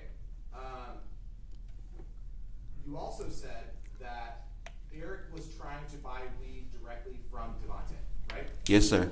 Okay. Why did you not tell him, hey, there's weed, I just got my bag? I mean, where'd you get that bag of weed from? From Devontae, right? Yes, sir. You probably got it when you were up in his room, maybe? No, I had got it. And he had when I met up with him, he already had it in the car. Okay. I never went in the building with him. Do you And think that was probably his last bag of weed that he gave you? he actually had two. He had like 2 bags, but he actually sold one. Okay. With The reason I'm bringing that up is, at no point did you ever tell Erick, hey, there might be some weed there, go look around for some weed, right? You never said that in any of your messages, right? No, sir. Right. Why would you not say that if that's what he's looking for? if they already had that set up to where he was trying to buy weed from Devontae, why would you not say, hey, there might be some weed in the house, I just got some myself? You didn't say that. Why not? Because that wasn't what he was worried about. You just said that you were trying to set up a deal. That's what you said you were doing. A deal before all of the things. That's not what he was worried about. The deal was just to get to he wanted to buy a large quantity at one point in time. Wasn't what you're saying. It wasn't that. That's not what I'm saying. That's what you said. I know what I said, but I'm saying that's not within the time of what I'm saying. The deal. Sorry, go ahead. You can talk, sir. You're saying that was from a before time that he was trying to get weed. Yes, sir. Before time. Okay. Yeah. And at any point, so Erick knew of Devontae, right? Yes, sir. Why would you never say in any of these messages that it was Devontae who you were with, if Erick already knew about Devontae? Because. He said, there's friendly. I need you to rob this guy who's barred out. Friendly with me in his car. You didn't say anything about Devontae in pages of messages. You never said, oh, it's that guy you were trying to buy weed off of. Or, oh, hey, I just got weed off this guy, so he's got money. Yes, you never sir. said anything about that. You just said, there's a guy with me right now who has, that needs to get robbed. He's barred out. He's friendly. Never anything about Devontae mentioned, right? Yes, sir. Yes, sir.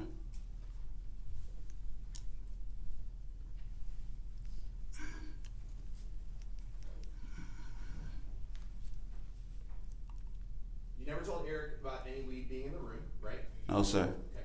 You just said to get 20. And to be clear, when you said 20, you meant $20,000. Yeah, approximately. Why did you think that Devontae had $20,000? Cause he had told me that he had been selling weed all day. And you just came up with a number of 20,000 off the top of your head? Yes, sir. Approximately. I said approximately like 20, cause I know that he told me that he had been selling weed throughout the day. Right. Did he tell you how much weed he had sold that day? Like a few pounds of marijuana. Okay, and I think you said earlier that those bags were a couple pounds, right? Yes, sir. And I think you said that those would sell for $850 or $1,000. Yes, sir. So you're saying he told you he sold 20 bags? No, he said he sold it. He said I moved a few bags to throughout the day. So where did 20,000 come? That's what I'm saying. I don't understand your math. I'm saying with him saying that he sold approximately some bags today, that'll be an amount of how much a person will make on selling the weed. You don't sell a lot of marijuana in one day. All this weed that we see here, you said, let's say it's $1,000, right? Yes, sir. Let's say it's 1,000, 2,000, 3,000, 5,000, 6,000, 7,000, 8,000. Let's say there's another bag under there, 9,000. Yes, sir. Where are you coming up with 20,000? That's what I'm saying. Where did that number come from? The number is just a approximate number from a person that sells tons of marijuana. That's a number that a person that sells marijuana will make within selling large amounts of marijuana like this, sir.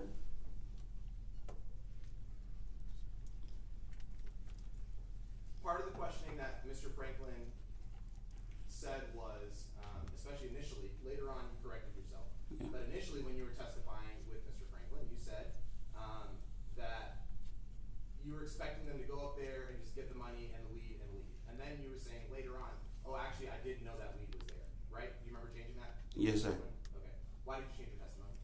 Because I really didn't know any weed was in there because of what he told me before I left the building. Before I left outside, he had already told me that he had already moved everything that he had within that day. Okay, let me rephrase that. You said one thing. Okay, you took an oath to tell the truth. Yes, sir. Yes, sir. You said one thing about you knew that you sent them up there to go get weed and money. Mm-hmm. That's what you first said with Mr. Franklin. Yes, sir. That's a lie, right? It's not. I just said it. I said it wrong. You just said stuff wrong. Yes, sir. That's the only thing you've been saying wrong today? Yes, sir. Okay.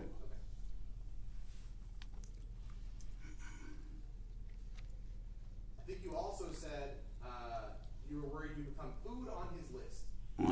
On Erick's list. What does that mean? As in, like, he's a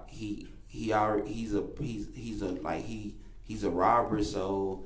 You're saying he was dangerous. He's there. Yeah, and a food on his list means he already threatened me, so a food on his list was I'll be a person of him wanting to take from me or come to my family house and do the worst scenario. Okay. What's the worst scenario? Him breaking in my house or robbing me.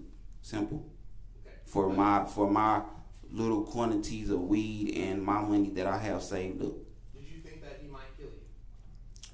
I mean, he could have. Because when he asked you earlier, you said that he threatened you. Yes, sir. Right? And you said that you sort of kind of believed it. Yes, sir. But you didn't really believe that would happen, right? Yes, sir. Right. So you sort of believed it, but you didn't really believe it. Yeah, because, I mean, he could have did it when I wasn't there. That's what I'm saying. He could have did it when me and my family wasn't there and just did a break-in. Could have did it, but you didn't really believe it. Yeah, it's could have. It's a 50-50. But if I was there, then he could have horned me. He could have horned me and did some things to me for my belongings. Okay, and so basically, just say you're scared of Erick. You think Erick is scared of you? Yes, sir. Okay. This whole story, by the way, did you ever tell the police this story about how scary he is and how he threatened you and how you had to do this because he had threatened you? You never told the police that, right? No, I didn't because I was just so with me being interviewed by the detective. I was just so at the rest and stressed about the whole situation. How long did that interview go for? It went for a minute, like 3-4 minutes. Hours. It wasn't 3-4 minutes. It was hours. Yeah, I guess hours, but it went for us talking. It wasn't that long because, like he said, like the detective said, he was in and out of the room doing other things. Okay. Yes, sir. So what I'm saying is, this story that you've now told the jury has never come up until just now today, right? That, Yeah. I mean, in that you've never told anyone this story before. Yeah, I told it to my lawyer. Okay. Yes, sir. But when you were telling on John and Erick doing all this stuff, because to be clear, the other person involved was John Williams, right? Yes, sir. And Yes. when you refer to, I need you to go pick up my brother, you're referring to John Williams, right? Yes, sir. Okay. And in that situation, when all that was going down, you said all this stuff that Erick was doing, all this stuff that John was doing. At any point did you say, and also, by the way, police officers, Erick threatened my life, that's why I had to do this. Wouldn't you think that would have been a good thing to tell the police at that point? Maybe you wouldn't have got charged? Maybe, but I like I said, I was just so at the rest and stressed because I didn't. Apparently, I didn't even want to be known as a person that just telling on people. But you did though, right? Yes, sir. Okay. Because I wanted to tell the truth. Okay. I mean, so you wanted to tell the truth then, but you didn't tell them about this whole Duress story then. That's what I'm saying. I'm saying I wanted to just be more honest to the detective, and then, like I said, I was at the rest and stress. I just said I need a lawyer. I just decided to I just need a lawyer so I can talk to my lawyer about the whole situation. But you could have been more. So that's what I'm saying. You're up here saying you wanted to be honest. Yes, sir. You could have been more honest then, right? Yes, sir. You could have been more honest today when you started testifying too, right? Because you already agreed. You told a lie. You said it was wrong what you told, but you did tell a lie. I You did. said A lie about what? And money, right? Yes, sir. You're Yes, sir. okay. Yes, sir. Sorry. Mhm. Sorry. Okay.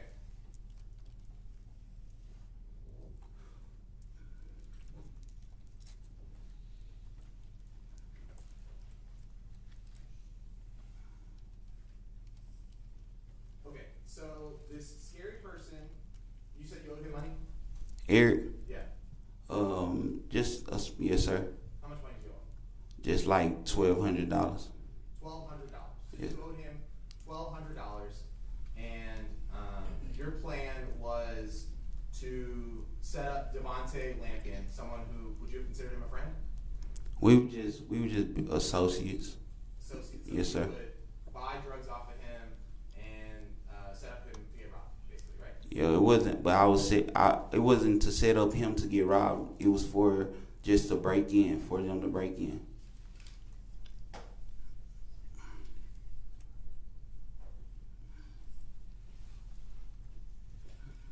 Need you rob us? What do you mean you weren't trying to set him up to get robbed?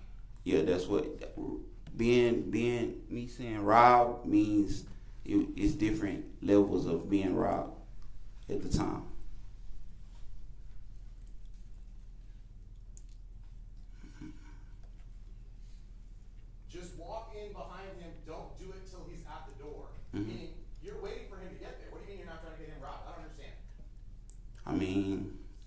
I didn't, like I said, it wasn't for him to get robbed. It was for them to break in. It's messages where I said break in too, sir. Yeah, there's one message about break-in. Uh-huh. There's stuff about you wait for him to get there. He needs to get there. He's coming up the elevator. All those messages setting him up to get robbed. Yes, sir.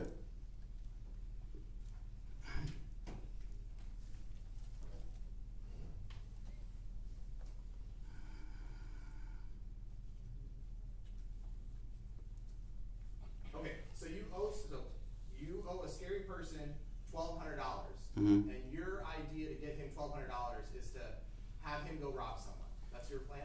I found you an opportunity to commit a crime. I mean, after me being threatened, I was threatened. I got that. Yeah. You were threatened. Yeah, I was threatened. You were Yeah. threatened. But that's what I'm saying. It doesn't make sense to me. If someone is scary and threatening you, why would you tell him to go rob someone? Why wouldn't you just why would they have you do the robbery then? I mean, why wouldn't he have me? You say why wouldn't he have me do the robbery? Yeah, if he was scary and like threatening Because I'm not a robber. I don't rob people. I don't rob people, sir. I don't rob people, sir. I'm go up and just take everything. That's you saying you're gonna do that. Yeah, that's not a robbery, sir. Oh, because he's a breaking in. And you're saying you would Yeah, burglarize his home. it's like a burglarize. Yes, I'm not. I don't rob people, sir. You would have invaded his home, but you wouldn't have personally taken. How would you plan on getting up there? With him in your car? In his car? You're with him in his car. How do you plan on getting up there? I was gonna, if I could have went up there with him if he wanted me So to. you would have gone up there with him. Mhm. And If to his home. Hold on. Stop. Okay. Stop, both of you. One talks, then stops, then the other talks. Yes, ma'am. Both of you stop talking over each other. Yes, ma'am. Sorry. Okay. So your plan was follow him upstairs because you go upstairs with him. Mhm. Right? Correct me if I'm wrong, okay? Yeah. Don't correct me in the middle of the sentence, please. Sorry. Your plan was to follow him upstairs and take his things, but not rob him? Basically, not rob him. No, not robbing him. No, sir. Basically, yeah, not robbing him. So as long as whatever he had on his pockets, you were going to leave there, but everything else you would have taken? I mean, just whatever to make Erick happy. Like I told you, sir, I was threatened. That's like I told you. I was threatened. Me and my family was threatened. That, like I told you. Yeah, we got the threatening part. Yes, sir.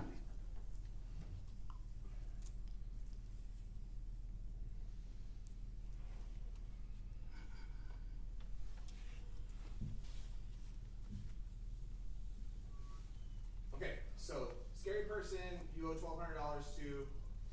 You say there's $20,000. You somehow convince the scary person who you owe money to come commit a robbery, Mm-hmm. or I guess home invasion.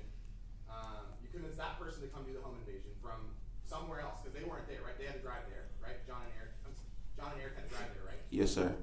You convince them to come to this robbery, Mm-hmm. home invasion, according to you. But you were expecting a cut. I really just said that to make Erick feel like apparently happy and know that he's finna receive money. Simple. He knows he's gonna receive money. He's going up there to get $20,000. What are you talking about? I mean, he doesn't know that if I'm not letting him know that, sir. If I'm not letting him know that he's finna receive anything, he wouldn't have knew. Right. Right, yeah. So he knows he's about to go get that $20,000. Yeah. Why would he think that you're gonna get any money? I You mean, understand? yeah, I mean, what? I don't get what you're saying. Let me rephrase it then. Mm-hmm. He knows because you told him there's $20,000 with Devontae, Uh-huh, right? yeah. So he's thinking, I'm gonna get $20,000. Mm-hmm. Why would he be concerned about you getting a cut? Because, I mean, why wouldn't he? I just feel like it would look good to just make it all make sense. It would look good to split the money? Just not really, but it would. Like not really look good, but to make it look good in behalf of me telling him that the money was there, and that would make him just not want to do anything to me, and maybe just make me, you know what I'm saying, out of this equation. That's why he asked you if we're gonna split it. Yeah. And you said Yeah. Mhm. Split it with my brother. I'm gonna get my cut in the morning. Mhm. Which I never got anything. I'm not asking if you got a cut or not. Yeah. But just to be clear, when you're saying, that means yes, correct? Yes, sir. So, scary man who you owe money to, you've convinced him to come do a home invasion and robbery of a dude. Just by the way, how tall are you? I'm 5'8". 5'8". Yes, sir. How much you weigh? Like 190. You're bigger than John and Eric, though, right? No, I'm not bigger than Erick, I think. You are bigger than Eric. You don't know that? No, I don't know that. Okay. You know. John is skinny, right? Mm-hmm. Is that a yes? I guess so. Yes, he's skinny. Sorry, and when I say is that a yes, it's because you said, Yes, sir. Mm-hmm. Yes. All right. Both of them are much smaller than Devontae, though, right? Yes, sir. Devontae's a big dude. Yes, sir. 6'6", 270. Yes, sir.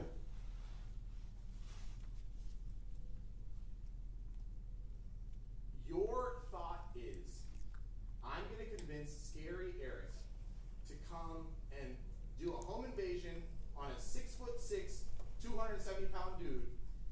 Not going to physically rob him, just break into his home behind him, I guess. Mm-hmm. Is your plan, right? Yes, sir. And that he's not only going to split that money, but he's going to give you and your brother 2/3 of the money. Because you're saying, I'm going to get my cut from my brother. Meaning, brother's getting a cut, and you're getting a cut, and then Erick gets a cut. No, right? basically, yeah, not really. Basically, they were just gonna. I had him. They was gonna just split the cut, and it was just gonna be from that. And I was just gonna receive my cut from the other person because I didn't want any dealings with Erick. Cause yes, basically, yeah. So it's basically. Why would you, if you're scared, why are you even trying to get any of this money off of him? Why wouldn't you say, here's the money, go get it from him, I can't get the money for you, go get the money yourself, let me just stay out of this? Why wouldn't you say something like that? I mean, I get what you're saying, but it just wasn't, that's just not what I was thinking at the time. You were thinking I'm gonna get my cut too. Yes, sir.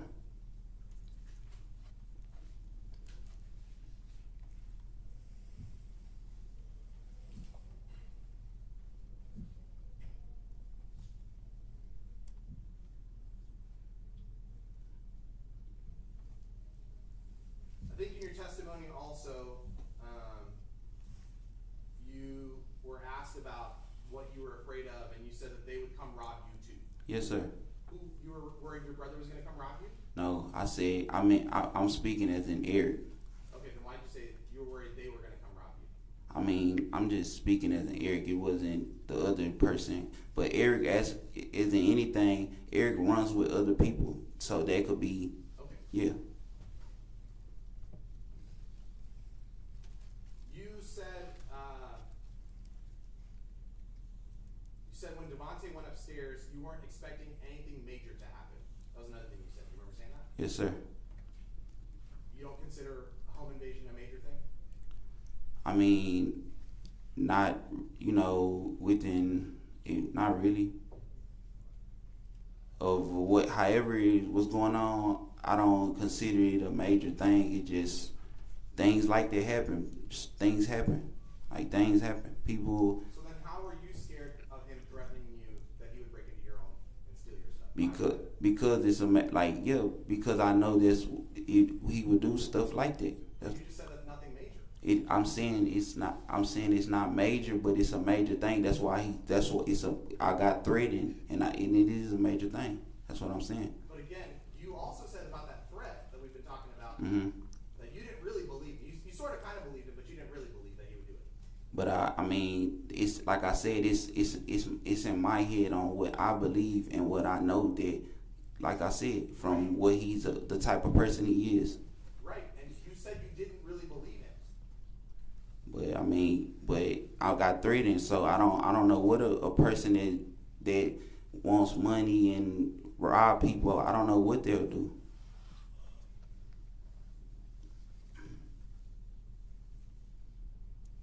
Okay, so you said you weren't expecting anything major to happen. Did you think possibly something could still happen though? Not somewhat because of the person wasn't, he's not a person that he would just like go with the move of not even fighting back or whatever happened in the building, which I don't know, I wouldn't think nothing would happen. And when you say he there, who are you referring to? As a Defendant, he's not a person who seemed to, if he would just, it'll just probably just go with the flow, give him the cash, because things like that he done told me happened before. Like things like people, yeah. So a 6'6", 270-pound dude Mm-hmm. who sells marijuana Mhm. in bag amounts, right? Poundage. Yes, sir. You're saying that dude is just gonna let himself get robbed. I mean, who would just put a gun to you, or if anything, or you being robbed, why would you, you know what I'm saying? Why would you fight back or anything? You just mentioned a gun. Like I'm saying, that's what I'm saying. If you saying robbery or whatever, as in him being shot or whatever, he had to. Why would you fight like that? Because if Erick was to come to me and home invasion and me being robbed or whatever, why would I fight?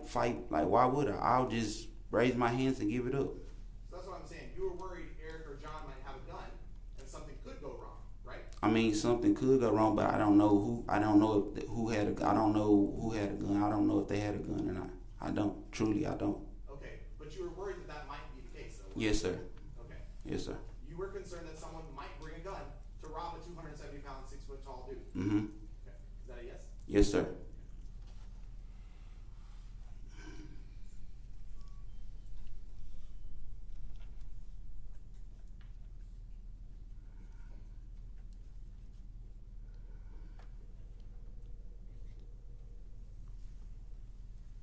I think you said also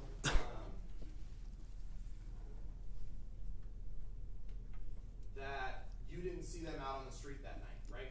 Yes, sir.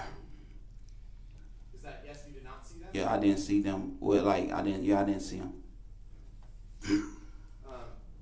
Why did you go like this then? Like I'm saying, are you saying before the time of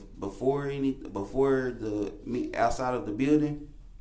Yeah, that's what your attorney asked you. No, you I see them outside the building, and you said no. No, I thought that he was saying like before the situation happened. That's what I thought, sir. I misheard it wrong. Okay. But that night, within like outside of the building, yes, sir, I did. Okay, Mhm. you saw them. Yes, sir. So that was another thing that you misstated. Yes, I didn't hear him correctly. So I thought that he meant like before the hours before or anything like that. That's what I thought. He didn't say hours before. That's He what said I'm. night. That night. That's when. Okay. Yes, ma'am. Okay. When he asked you the question, Mhm. he said that night of the incident, you were saying just earlier in the night you had not seen them? Yeah, that's what I was saying, sir. Early in the night, I did not have seen them. That's what I was saying. And to be clear, when you are waving them in, that's you saying go get it, right? Go get up there now. I was just waving them in, as in just like to get the door, to break in, go on and just break in. And the part that I'm confused about is if Erick's in charge of this, and you're just sort of along for the ride under duress, Mm-hmm. why are you directing Erick to do anything? Because I wasn't directing him. I just was, like I said, I was at Duress, and I had to play up my part, as in to let him know that I wasn't trying to mess him over or anything within everything. I wasn't trying to become, like I said, food on his market, because I know the type of person he is, and I didn't want him to be in any kind of feeling that I was trying to do anything slick. So you were under duress when you were in the car with Devontae? Within Devontae, in the car with Devontae, You were under duress. yes, sir. That was you under duress, waving like this. In that picture then, you were under duress? Yes, sir. I was, because of the threats that Erick we had already talked on before the situation. Of him knowing, of just everything. Yes, sir.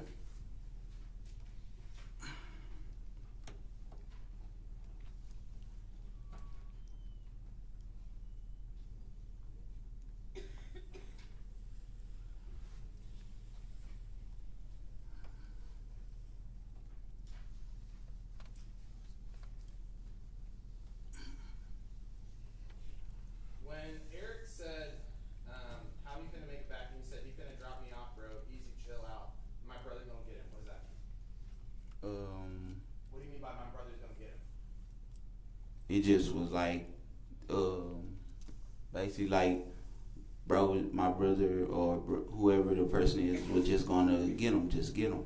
But so let's not do whoever the person was, because in this situation there are specific people involved, right? Yeah. When you say my brother gonna get him, you mean John Williams is gonna get Devontae Lampkin, correct? I guess you could say that. How is this not a robbery? That's what I don't understand what you mean by this is not a robbery. I mean, because you could say it wasn't, I can't say it's a robbery, because like I said, I told them to break in regardless. But I can say it's a robbery, right? Yes, sir. And, okay. Sir, go ahead. What is he gonna get him? No, it means nothing to me. It doesn't mean, I said he's gonna get him as in he just gonna get him. Like, that's what I meant. He's gonna get him. Like, he's just gonna hold him. That's what I meant. Okay. You're saying that you were gonna have John Williams hold Devontae Lampkin? Maybe so. Yes, sir. Okay, John Williams is maybe 5'10", like less than 150 pounds, right? Skinny dude. You're trying to tell me he's gonna get a 6'6", 273-pound dude? I mean, he could. He could hold him, as I said, hold him. That's what It's not. You know what I'm saying? It's not hard, sir. It's not hard to hold a person. That's what I'm saying. It's not hard to hold a person by their clothes. It is if they're high on Xanax and fentanyl, and they're so high that, as you said, he's barred out.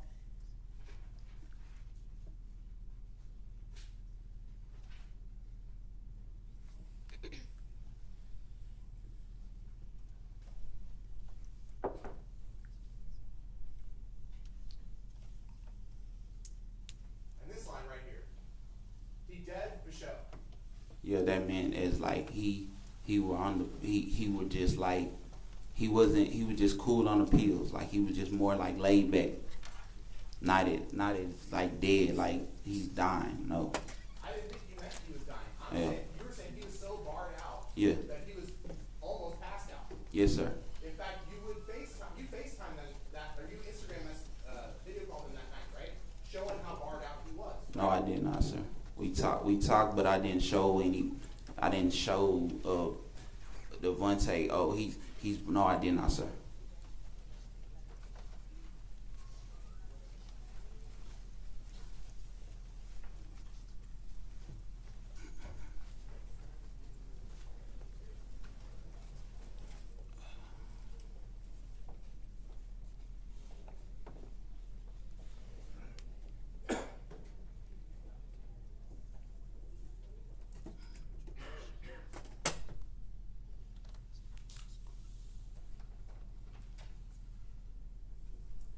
You were here earlier when the detective and I were going through these messages, right? Yes, sir. Sorry, just to be clear, this whole time I've been referencing State 65. I apologize for not saying that earlier. Okay. Right when we were going through these messages. Yes, sir. All right. And I asked it of him, and you heard me asking it probably. But Yes, sir. Let me just make sure you did. Yes, sir. Repeatedly, Erick tried to suggest a different plan of action. Yes, sir. Right? Yes, sir. And every time, you would correct back to your path. Yes, sir. Would you not agree with me then? That makes you in charge of this. No, sir. As in, because Erick, like I say, Erick, I was at Duress, and Erick, in the messages, it shows where he actually wanted to say, walk me to do something, and I didn't want to assist of that because I didn't want anything to go wrong or nothing like that with me being in the situation. That's exactly right. You didn't, because if you were under duress, you would have had to go do that, right? I mean, I was under duress. I didn't have to go. I had already did everything he wanted me to do, sir. As in making it where he could get in the building and either break in and do whatever he wanted to do, sir. No, what he wanted to do was get his money, right? Yes, sir. He didn't say, I want to go rob somebody tonight. Let me know if you got someone to rob tonight, right? Is that what he said to you? No, that's not what he said. No, he wanted his money. He didn't really care how he got his money. You're saying that he wanted to go rob this dude, right? that's what yeah, like that's what he assisted of. And he texted me and said that if you read the text message. Yeah, but what I'm saying is he's giving a different plan. If you're under duress, why not just go with his plan? Why are you trying to reassert your plan? Because because I'm already at duress and I didn't want his plan to be a plan where I just wanted everything to go is not where it went left or where it goes bad, sir. That's why. Let me ask you then, what does duress mean? Duress means you're threatening, you're in duress. You're threatened because someone wants something and you have to either do it or something might go wrong to you. That's duress. Or what does it, yeah. Okay, and so that's duress. Mm-hmm. Why do you need to be the one to make the plan? Why not just go with whatever the person who's threatening you, why don't you just go with whatever they want to do? I mean, like I said, Hold on. okay. Let me rephrase it. You said earlier that why would Devontae fight back? He would just let himself get robbed, right? That's someone who's under duress. Someone's got a gun to them, to their chest, saying, give me all your money, give me your drugs, whatever. That's someone under duress, right? Yeah. Your perspective was, why would Devontae fight back under duress, right? Yeah, that's your perspective. Or what you, yeah. Yeah, who would fight back if someone's under duress? Apparently you, because you're still arguing with him about what the plan is. Yeah, because I'm under duress and I don't want, like I said, I'm fighting. Who would fight? I just didn't want it to go as like however with Erick, the person who's threatening me. I don't want to make it seem like I said. At 2:07 a.m., almost 2:08 a.m., we saw on video. That's when Devontae was already upstairs, about to get into his own apartment, and you're still telling them what to do when they're the ones up there and you're in an Uber going home, right? Yes, like I said, because okay. Yeah, right. All right, and so that is you under duress saying, just walk behind him, don't do it till he's at the door. That's you under duress while you're away in an Uber and they're there physically about to rob and kill Devontae Lampkin. Yes. Because as me being under duress, I still did not want anything to go wrong. It wasn't, like I said, it wasn't. And as the detective brought up, he spoke as in me letting it wasn't no intentional thing of me wanting anything to go wrong. That was never my intention, sir. And the detective said that, right? I mean, but you did think that something could go wrong. No, I really didn't, because You just said earlier that you were worried something could go wrong. Do you remember saying that to this jury when I asked it of you? Just a little while ago, you said you were worried something could go wrong. Yeah, I did say that, but I said, nothing was my intention of something. I was just I was worried. You have to be worried in the situation because I don't know what could go wrong. Simple. Okay. Stop. You said you were worried, and you said that you were praying that nothing would happen, right? Yes, sir. What were your prayers? My prayers, sir. I just prayed that nothing would go wrong, sir. My prayers. How long were you praying for? It's not, I pray in my head. I just prayed in my head that I closed my eyes and prayed in my head that nothing would just go wrong, sir. You just prayed one time, said, God, please don't let anything go wrong. That was it? No, I just said I just hope everything don't just go as clean and nothing goes wrong. Simple. Lord, let this robbery happen nicely. Is that what you prayed for? No, I didn't pray for that. Lord, let this home invasion go off without a hitch. Is that what you're praying for? No, sir. No, That's sir. what I'm saying. What were you praying for? I'm just praying that nothing goes wrong. Simple. That's what I said, sir. Nothing goes wrong in what? Within the break-in. Simple. Right. Yes, sir. You're praying that nothing would go wrong with a home invasion that you had planned. If you want to say that, sir. That's what I'm saying. That's what you prayed for. I'm saying that's what you're like. I said what I prayed for, that nothing goes wrong. But you're saying what you're like trying to analyze what I'm saying, but that's not what I'm saying, sir.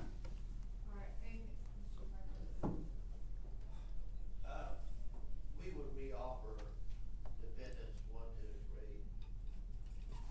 I would still have the same objection, Judge.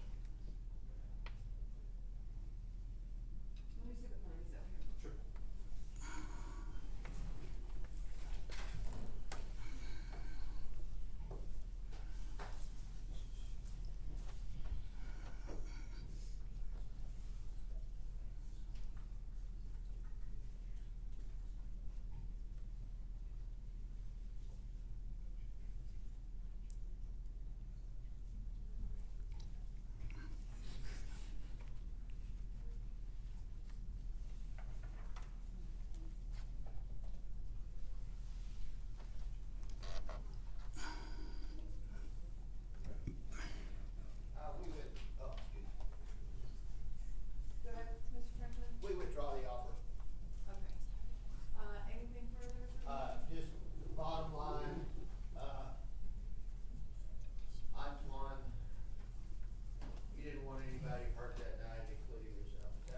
Yes, sir.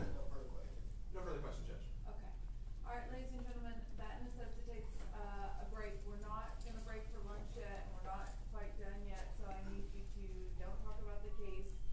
When I mean a quick turnaround, I mean like probably less than 5 minutes for this, because I wanna get you somewhere before we break for lunch. So go back for just a moment with the patient.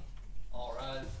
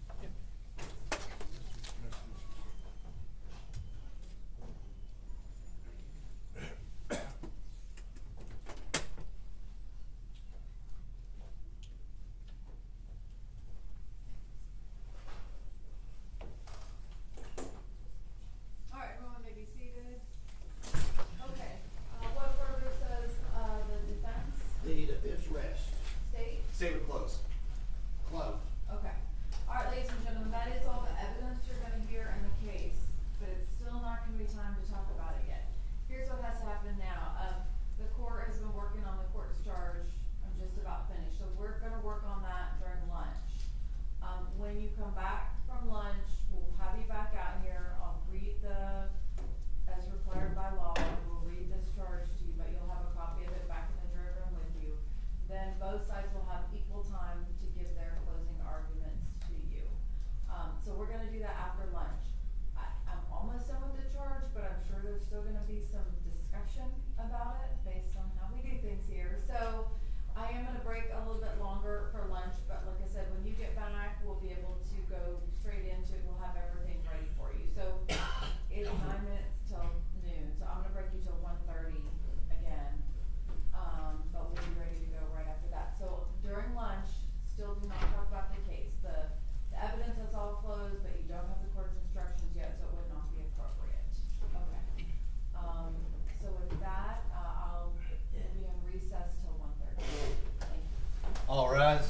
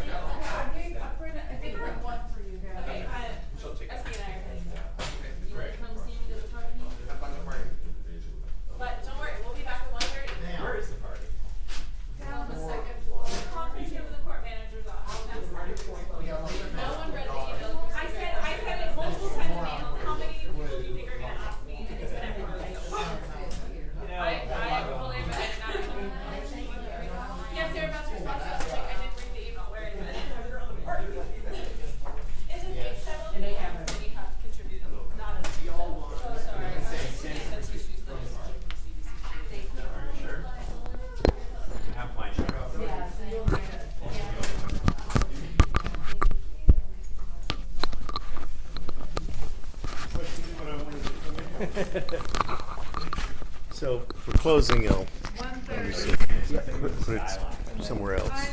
Yeah, we can probably put it. Yeah. Behind 57 total. Richard, here, I only printed y'all one, because you guys have access to it. Thank you very much.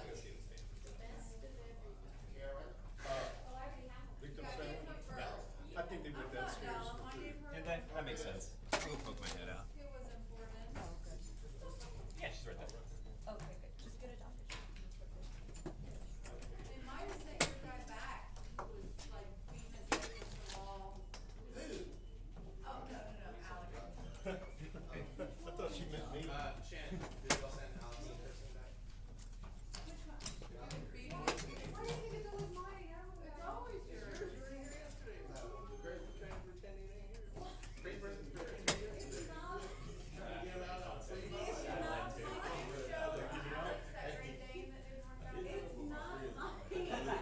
I don't want anyone on the chain. It's not mine. Yeah, I didn't think Kristen back there. We had it up on the TV, and I was like, it's kind of long. I'll try not to look at it. Pretty much be that too. I have like 6,000 kids in this. Read this book.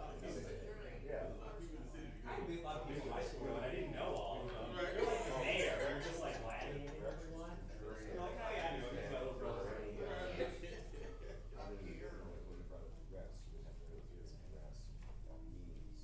Right, the definition would have been in here. I didn't know how legally got there. It has to be imminent fear of death.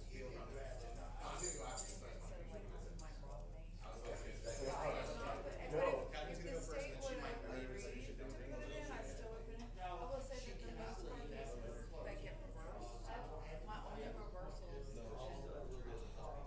So that's, the jury charge is the biggest part. I'm saying she has to catch as soon as she's done the same, she's gonna do about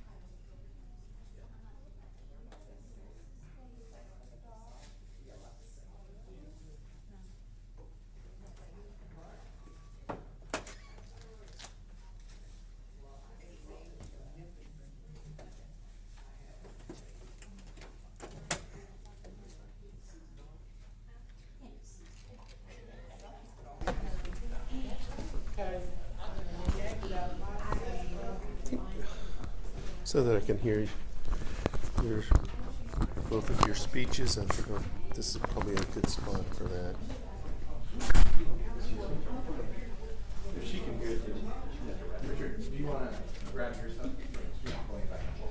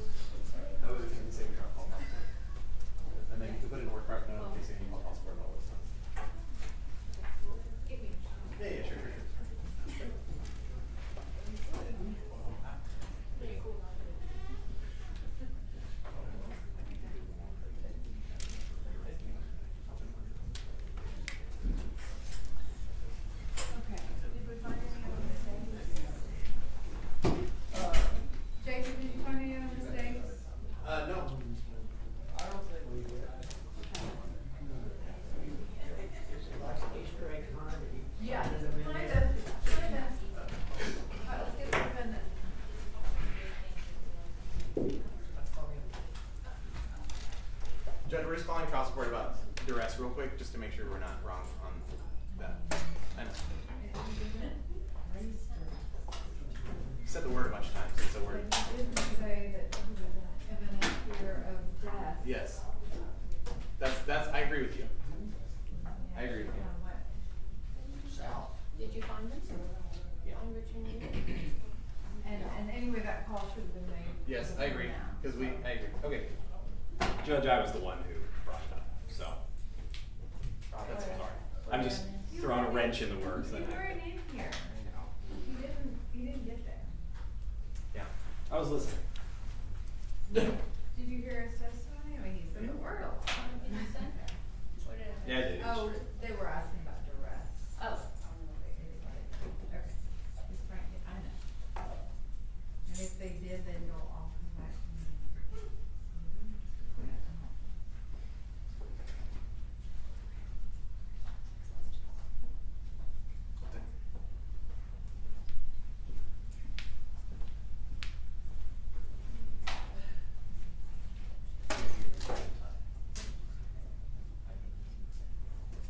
Richard, the stuff up here, you don't need any of the stuff up here right now.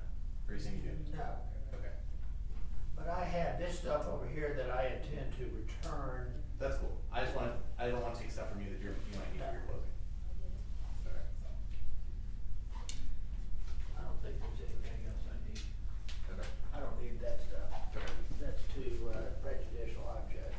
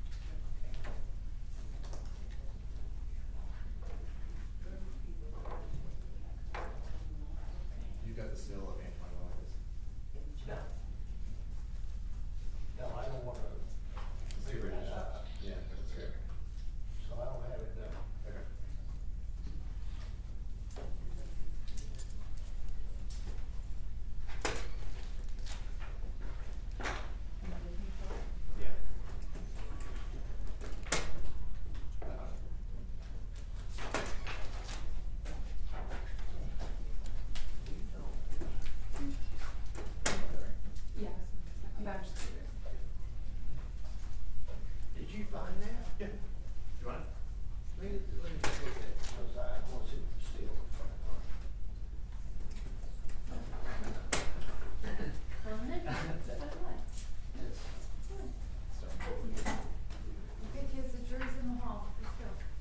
We're ready. We're ready. The fence is ready. All right, Clark. All right.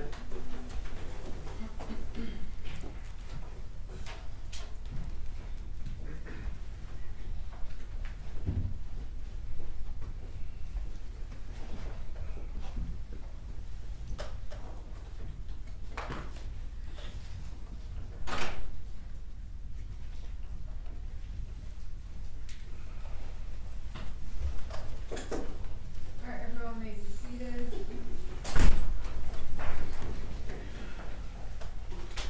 Okay. Ladies and gentlemen, I'm gonna be reading you, as the law requires, the court's charge, but you will have a copy of this back in the back with you. And I believe I stated before I started that both sides will have equal time. They're each gonna have 20 minutes per side to speak with you. But because it's the state's burden, they can split their time and they can begin and end, so. All right, members of the jury, the defendant, Antwan Williams, stands charged. Antwan Franklin.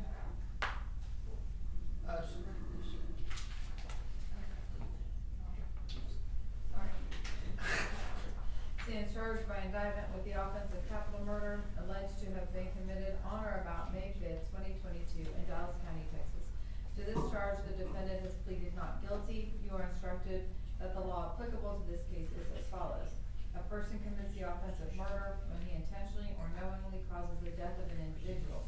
A person commits the offense of capital murder when he intentionally commits murder and was then and there in the course of committing or attempting to commit the offense of robbery. A person commits an offense of felony murder if a person commits or attempts to commit robbery and in the course of and in furtherance of the commission or attempt or an immediate flight from the commission or attempt, the person commits or attempts to commit an act clearly dangerous to human life that causes the death of an individual. A person commits theft if he unlawfully appropriates property of another with intent to deprive the owner of said property. A person commits the offense of robbery if, in the course of committing theft, as that term is defined therein, and with the intent to obtain and maintain control of the property of another, he intentionally, knowingly, or recklessly causes bodily injury to another. Act means a bodily movement, whether voluntary or involuntary, and includes speech. Actor means a person whose criminal responsibility is an issue in a criminal action. Another means a person other than the actor. Appropriation and appropriate mean to acquire or otherwise exercise control over property other than real property. Appropriation of property is unlawful if it is without the owner's effective consent. Attempt to commit an offense occurs if, with specific intent to commit an offense, a person does an act amounting to more than mere preparation that tends but fails to effect the commission of the offense intended. Bodily injury means physical pain, illness, or any impairment of physical condition. Conduct means an act or omission and its accompanying mental state. Consent means assent. In fact, whether express or apparent. Deadly weapon means a firearm or anything manifestly designed, made, or adapted for the purpose of inflicting death or serious bodily injury, or anything that in the manner of its use or intended use is capable of causing death or serious bodily injury. Deprive means to withhold property from the owner permanently or for so extended a period of time that a major portion of the value or enjoyment of the property is lost to the owner. Effective consent means assent, in fact, whether express or apparent, and includes consent by a person legally authorized to act for the owner. Consent is not effective if induced by force, threat, or fraud. A firearm means any device designed, made, or adapted to expel a projectile through a barrel by using the energy generated by an explosion or burning substance, or any device readily convertible to that use. A firearm is a deadly weapon. In the course of committing theft means conduct that occurs in an attempt to commit during the commission or in immediate flight after the attempt or commission of theft. Individual means a human being who is alive. Owner means a person who has title to the property, possession of the property, or a greater right of possession to the property than the person charged. Person means an individual. Possession means actual carrying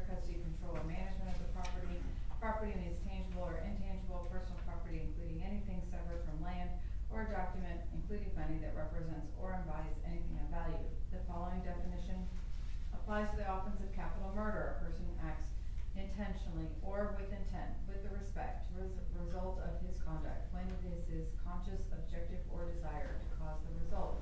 The following definitions apply to the offense of felony murder and robbery. A person acts intentionally or with intent, with respect to the nature of his conduct, or to a result of his conduct, when it is his conscious, objective, or desire to engage in the conduct or cause the result.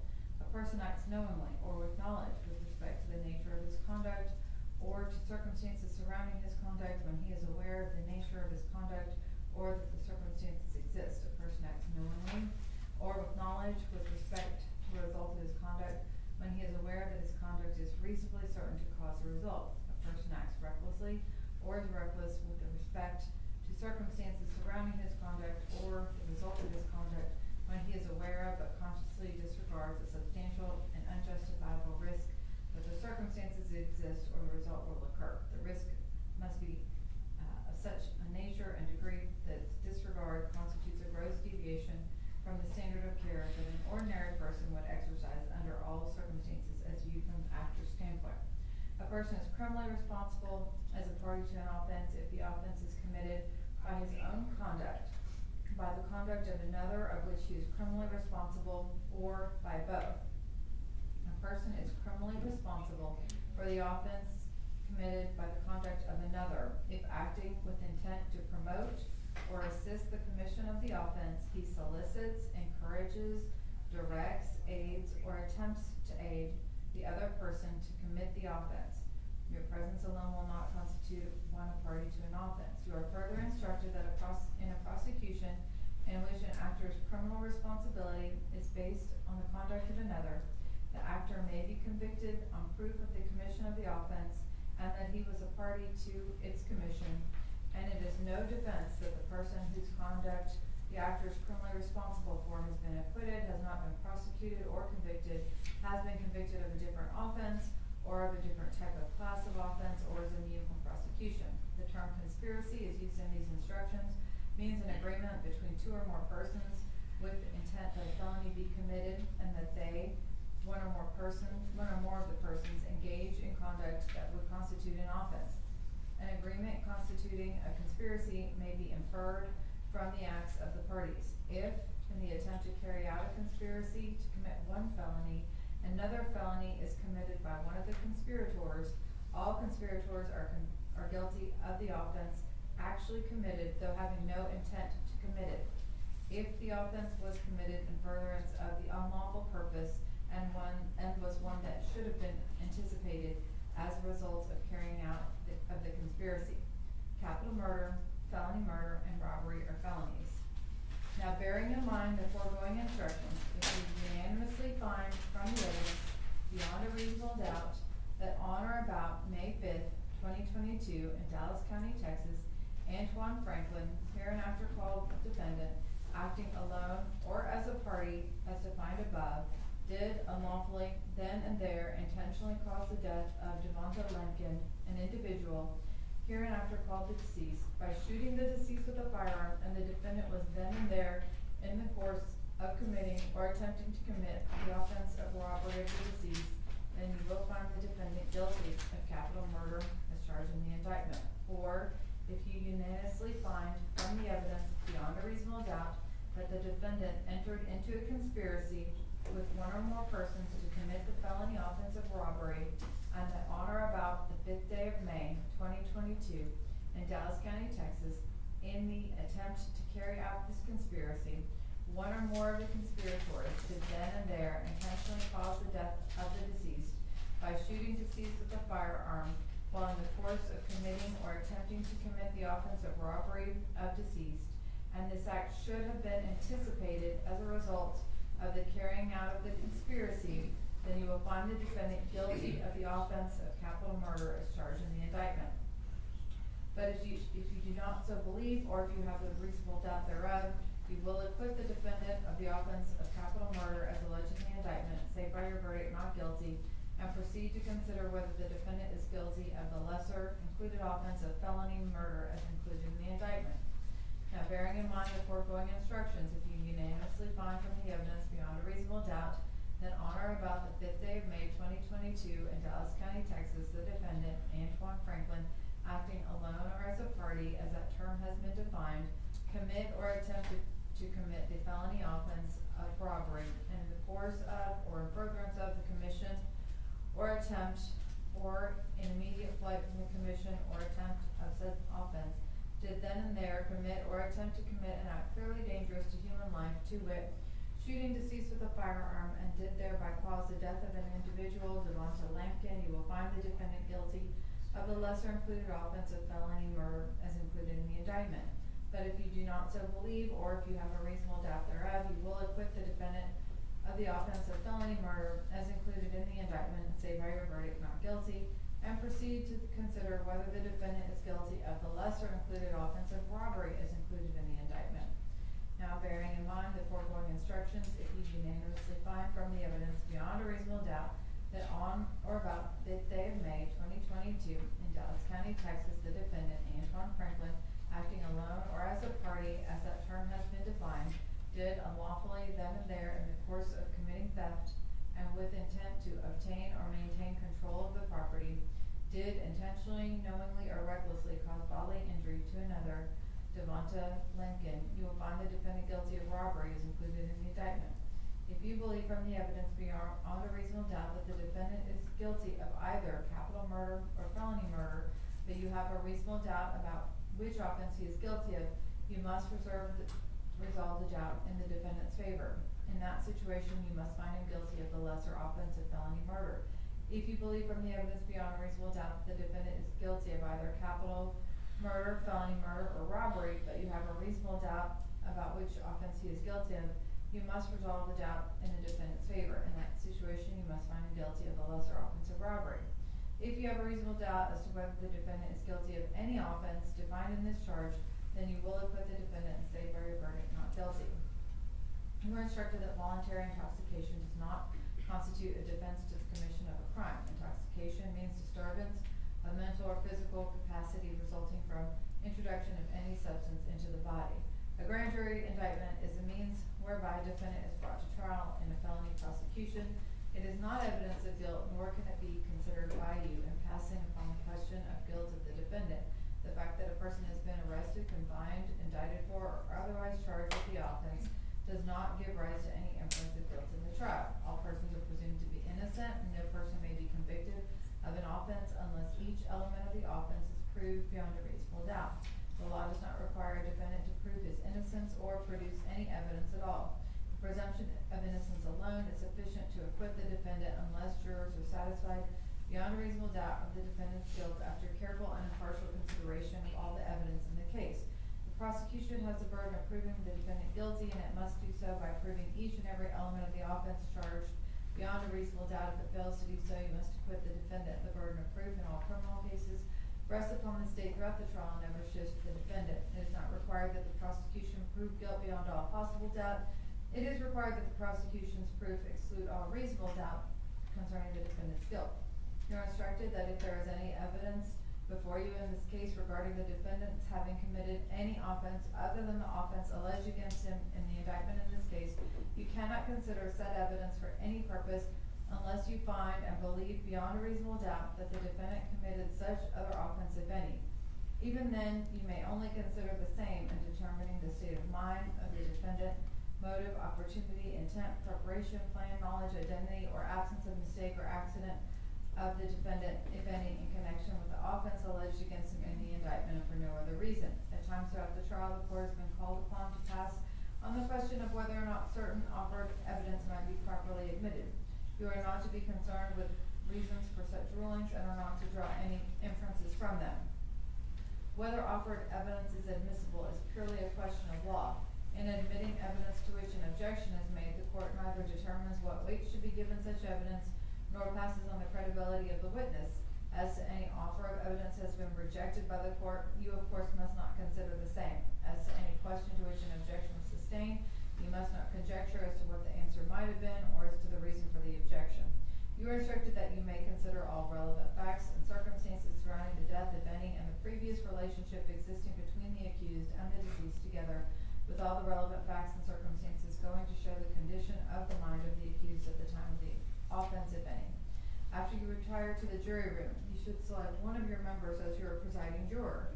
It is his or her duty to preside at your deliberations, vote with you, and when you have unanimously agreed upon a verdict, to certify your verdict by using the appropriate form attached here to and signing the same as presiding juror. Your verdict must be unanimous and shall be arrived at by due deliberations and not by majority vote or any method of chance. It is only from the witness stand that the jury is permitted to receive evidence regarding the case, and no juror is permitted to communicate to any other juror anything he or she may have heard regarding the case from any source other than the witness stand. You are instructed that statements of counsel made during the course of trial or during argument not supported by the evidence, or statements law made by counsel not in harmony with the law as stated to you by the court in these instructions are to be wholly disregarded. During your deliberations in this case, you must not consider or discuss nor relate any matters and evidence not before you.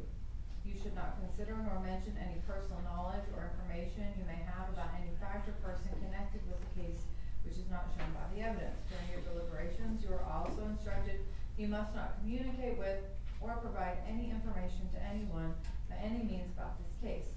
You may not use any electronic device or media such as telephone, cell phone, smartphone, iPhone, or computer, the internet, any internet service, or any text or instant messaging service, or any internet chat room, blog, or website such as Facebook, Snapchat, LinkedIn, YouTube, Instagram, TikTok, or X formerly Twitter to communicate with you any information about this case or conduct any research about this case until I accept your verdict, if any.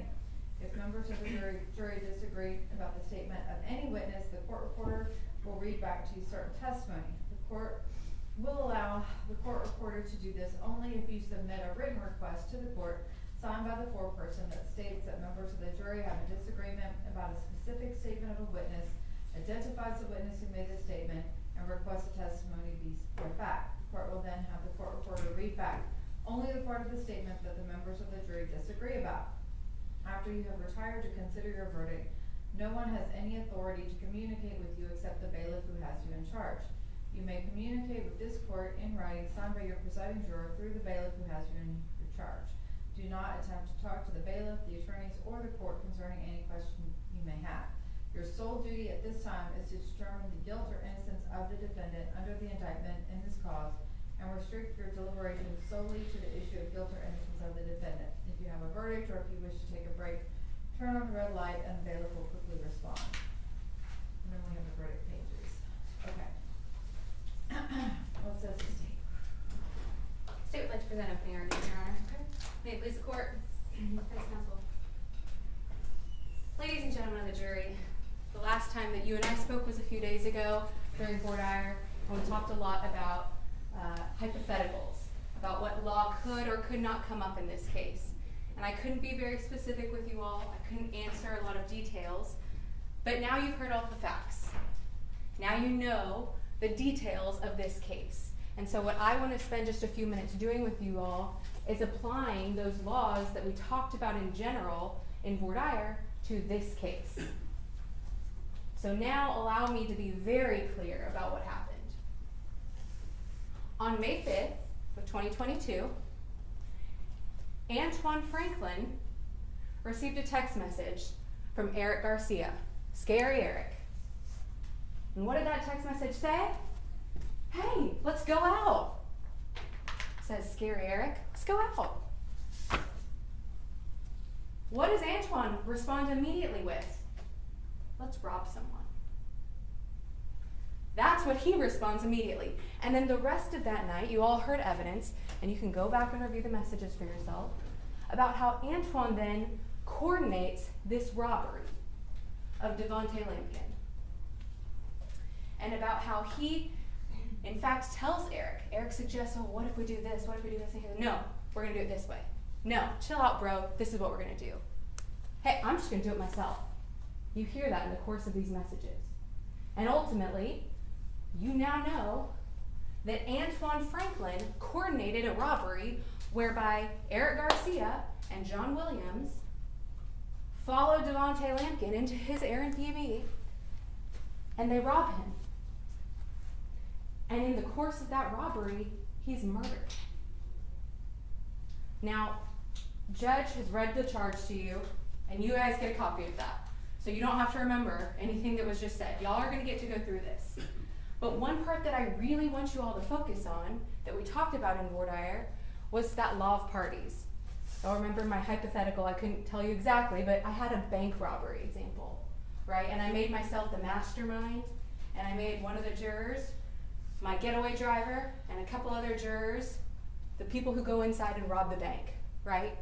And we talked about how everybody gets a medal in crew, right? Same thing in law of parties.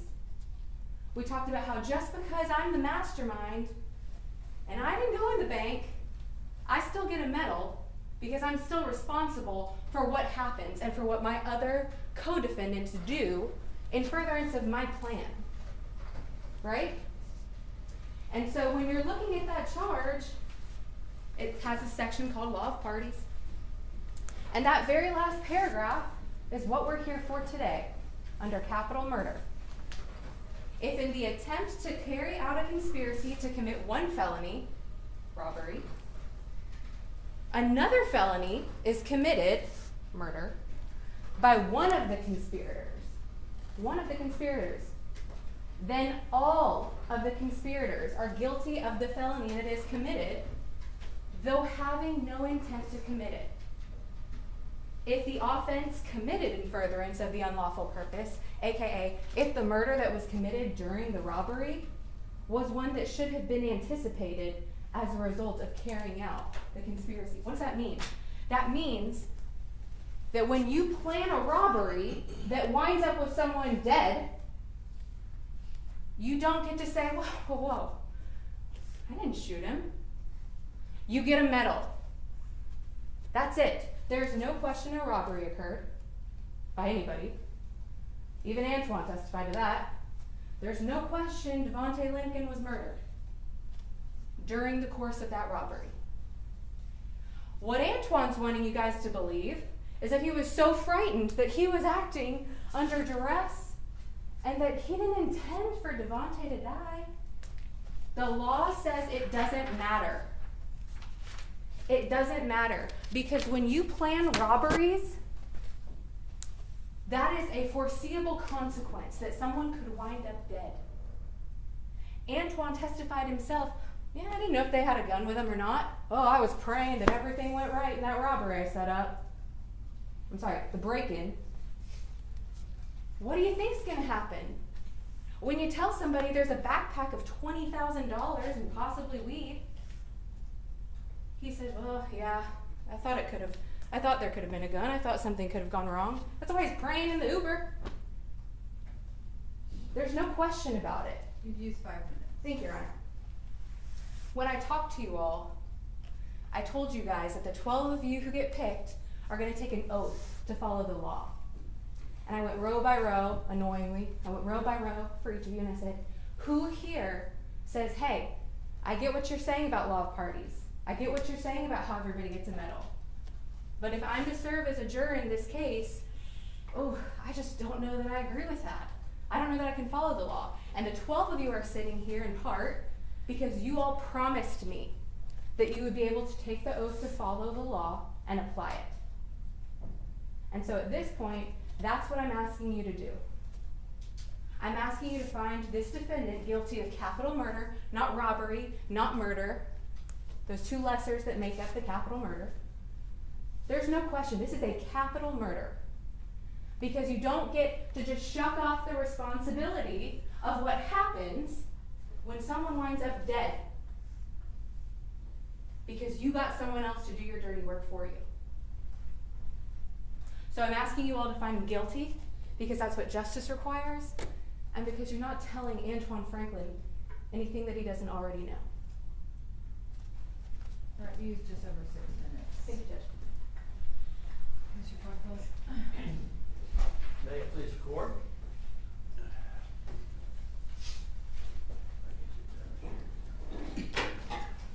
Counsel for the state, ladies and gentlemen of the jury, I'm going to start with capital murder. And I'm going to explain to you why state of Texas didn't get close to even proving capital murder. Now remember, the state of Texas has the burden to prove to you beyond a reasonable doubt that one of these two guys shot Mr. Lampkin with a specific intent to kill. And then he would be guilty of capital murder. Okay? He set it up. Now, in the first place, look at the evidence that has been provided to you by the state. Now, I've got all kinds of photographs up here of these two guys. And you can take these photographs back there and look at them, because this is evidence. It's what you've got to consider. None of those people look like they have a gun. You will not see a gun anywhere. In any photograph, in any video, both coming and going, you will not see a gun. Period. The end.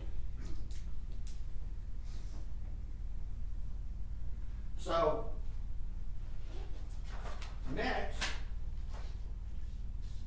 let's look at this. This is Mr. Lampkin going up to his room, his apartment. And you can see what he looks like. You can see that sweater he has on, that shirt, that long sleeve shirt he has on. And then you can look at the crime scene and you can see the condition of that shirt. And then you can look at what came in the autopsy, the condition of that shirt. And that's just a little bit, that shirt is what he was wearing in that photograph I just showed you, that you can take back and look at when you're in the jury room. So, what happened? What happened? Do you know? No, you don't know. You don't have a clue what happened. Now, he's got a lot of stuff up there. He's got vast quantities of marijuana that he distributes for money. So he's probably got a lot of money up there too. Chances are he's got a gun up there. I mean, really, come on. We're talking about a rather substantial drug dealer here. He's the one who's got the product. He's the one who's got the money. He's the one that has to protect all this stuff. Chances are he has a gun. These two yahoos go up there. Now, all these people are idiots. Come on. He is, they are. Really. I mean, come on.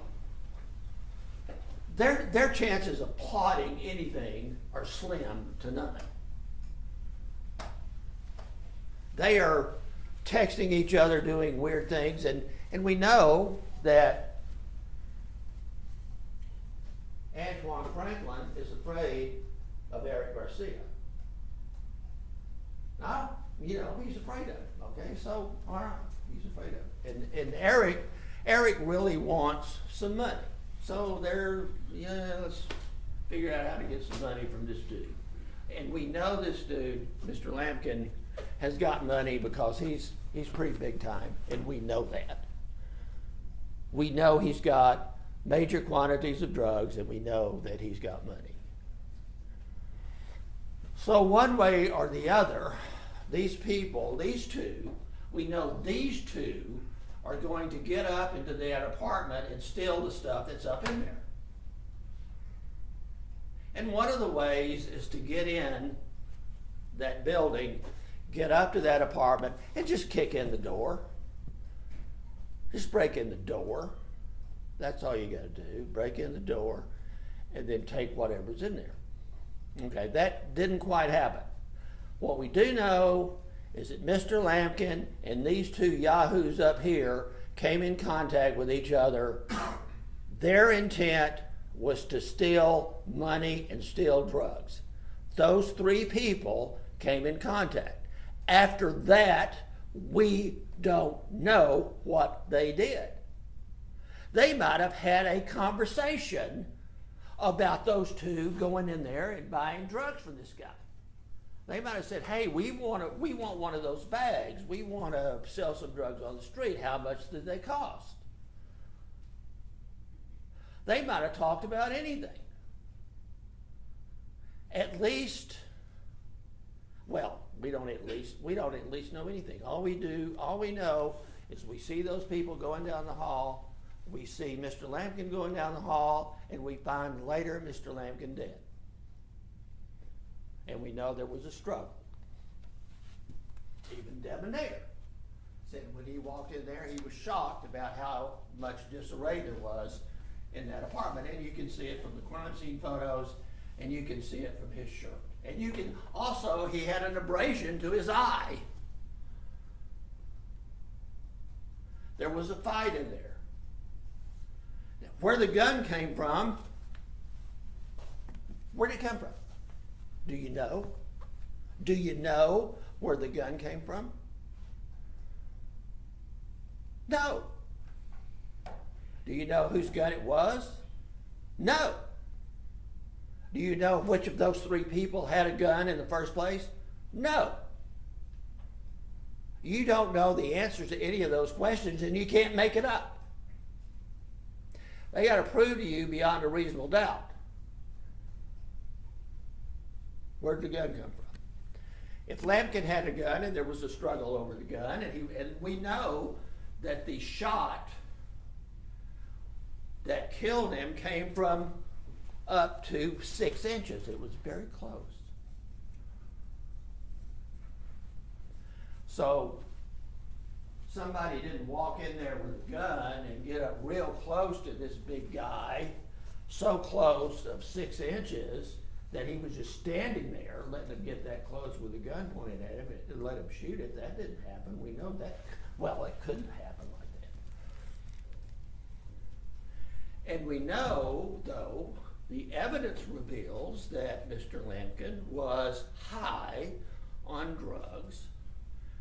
The autopsy report reveals that he was high on drugs. These people might have had, these two little kids, as the prosecutor says, they would have an advantage to somebody who's out of it of drugs. So we don't know how this particular thing played out. We don't know who did what, to whom, and how, what conversations took place once these three people came into contact, or where the gun came from. No capital murder. They didn't prove capital murder at all. Doesn't exist. It's not there. Let's look at murder. Again, who did what? What were they doing? Was it murder? Was it manslaughter? And you know what? Speaking of evidence, there is no evidence. You saw that Mr. Lampkin's hands were bagged, and the medical examiner explained to you, well, there could have been evidence on the hands. All kinds of evidence could have been there. Gunshot residue under the fingernails. There could have been DNA from the person who shot him if there had been a struggle, like I am arguing now that there is proof of a struggle. There is no evidence of that presented to you. We don't know. Again, we don't know how that happened.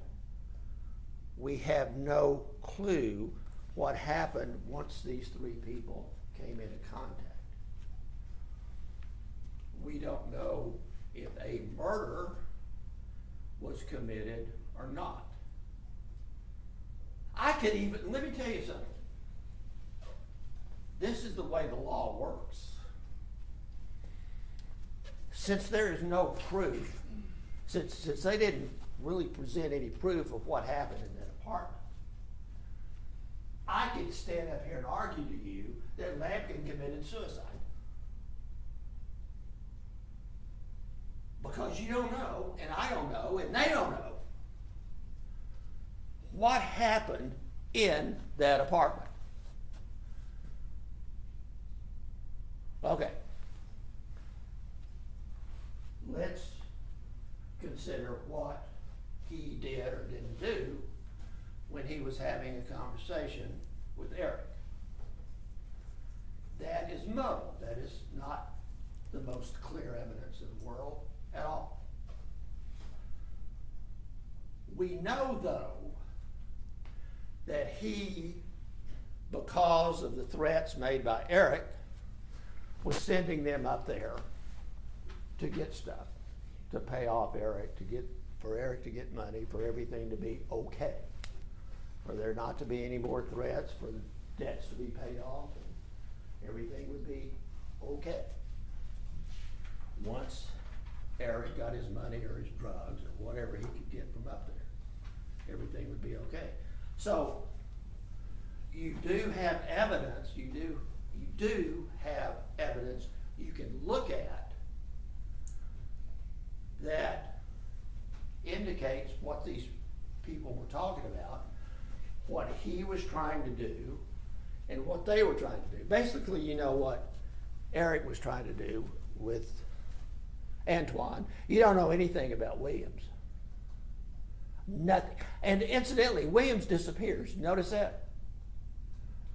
Of all the videos that we have showing movements of all kinds of people before and after, everywhere, they're all over the place, these video cameras and video, and John Williams just disappears.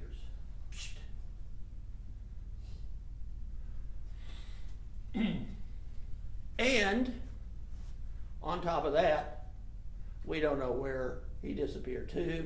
We don't know what happened because they have the burden of proof.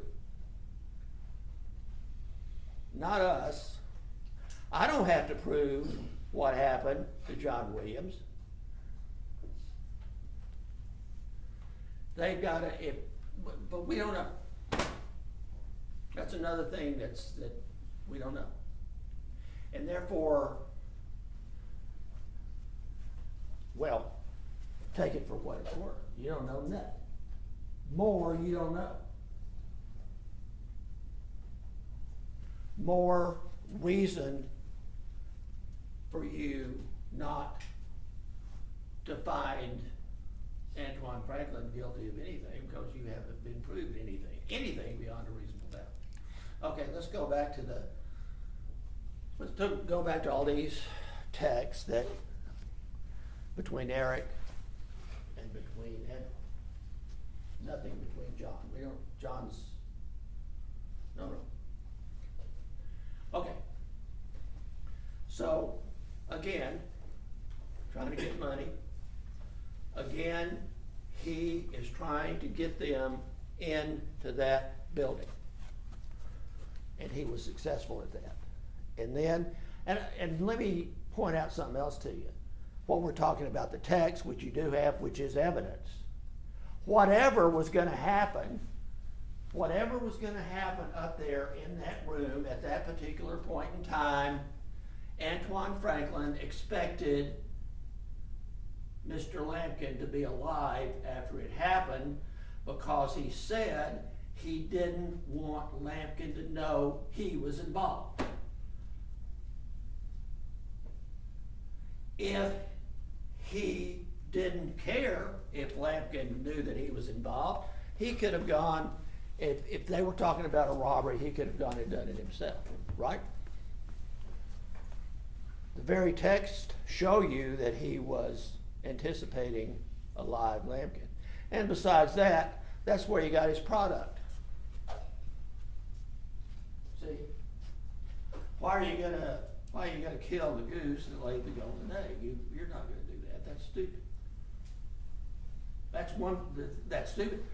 it's one thing that's smart in this whole thing. You don't want to kill the goose that laid the golden egg. And if he didn't know that Antwan was involved in any of these shenanigans, he would still sell Antwan the marijuana or Antwan to sell the little bag. Everybody would be happy. See? No problem. But, again, we don't know what those two did. Again, you know that there was some conversations that led those two into that building. After that, you know nothing. And, again, where are the weapons?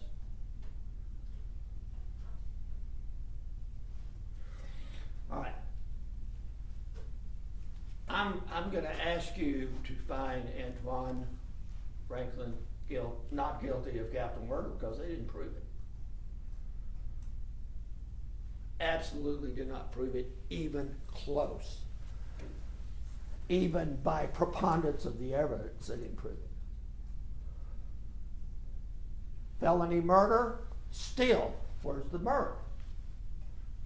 We don't know we don't know what happened in there. We don't know.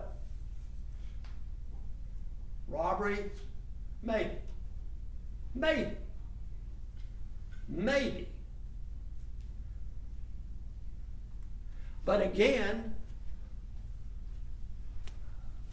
where are the guns?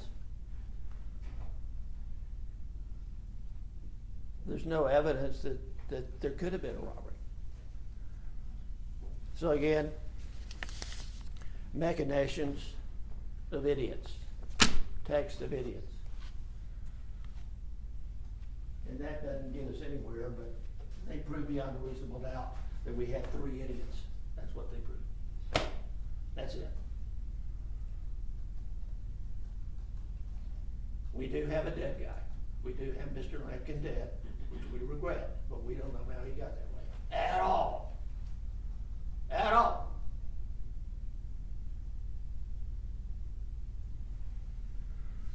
So I'm going to ask you to take all of that evidence back there. I want you to look at it. I want you to look at those photographs. I want you to see, look at it. Where are the guns? What are they doing? What happened after? And after, you'll see the same thing, at least as far as Erick Garcia is concerned, because we do have video and still shots of him after. You will not see a gun. And look at them look at the video and look at the way they're acting before this happens. They are not, they're out there being idiots.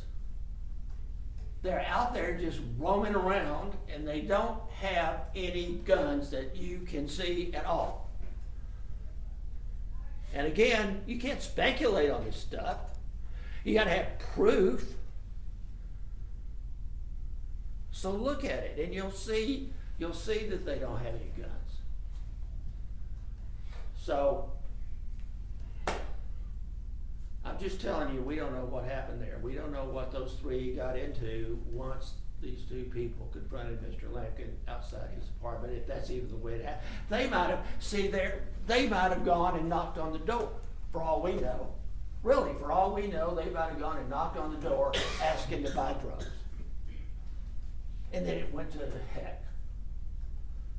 We don't know. So when they ask you to find somebody guilty, they're asking you just to speculate, just to come up with stuff that doesn't exist in the record or in the evidence. They're asking you to find him guilty of capital murder because of stupid text that he wrote to this guy, Erick Garcia, because he's scared of Erick. And he might not have been scared enough, and that's the way it goes. Like I say, that's the way it goes. He's a little scared of him, but he's scared enough to get involved in this little endeavor. So yeah, you got that. So consider that. But bear in mind that you don't know what happened in that apartment. And you don't know what those two guys were doing. You don't know what their motivations were once they got up there, because there is no proof beyond a reasonable doubt. There is no proof beyond a reasonable doubt that either one of those guys intended to kill Devontae Lampkin. Zero. Zero. Zero. And if there was a struggle, which it looks like there was, You have 2 minutes. and there was a gun that went off, or there was a gun that was fired, again, we don't know, but that's no proof of intent to kill. That's proof of a struggle, that's all.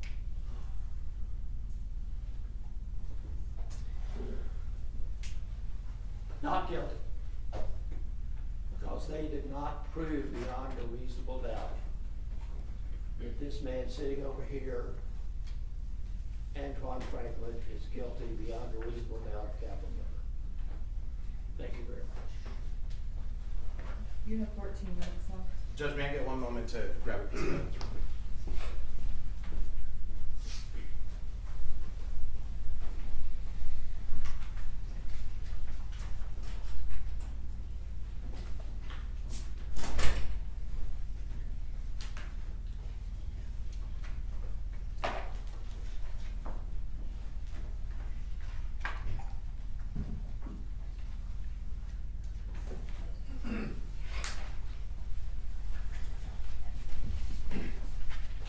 The wicked man flees when no man pursues, but the righteous stand bold as a lion.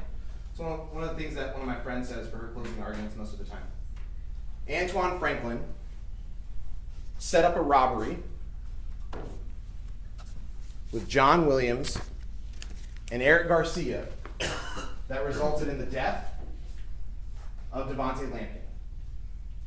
I think it's quite obvious that he intentionally was setting up that robbery.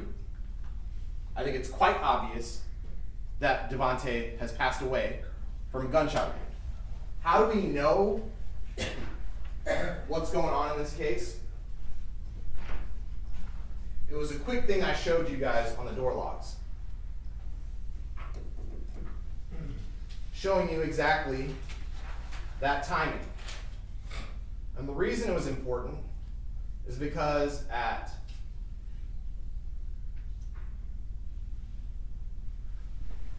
2:09 a.m., the lock was rejected.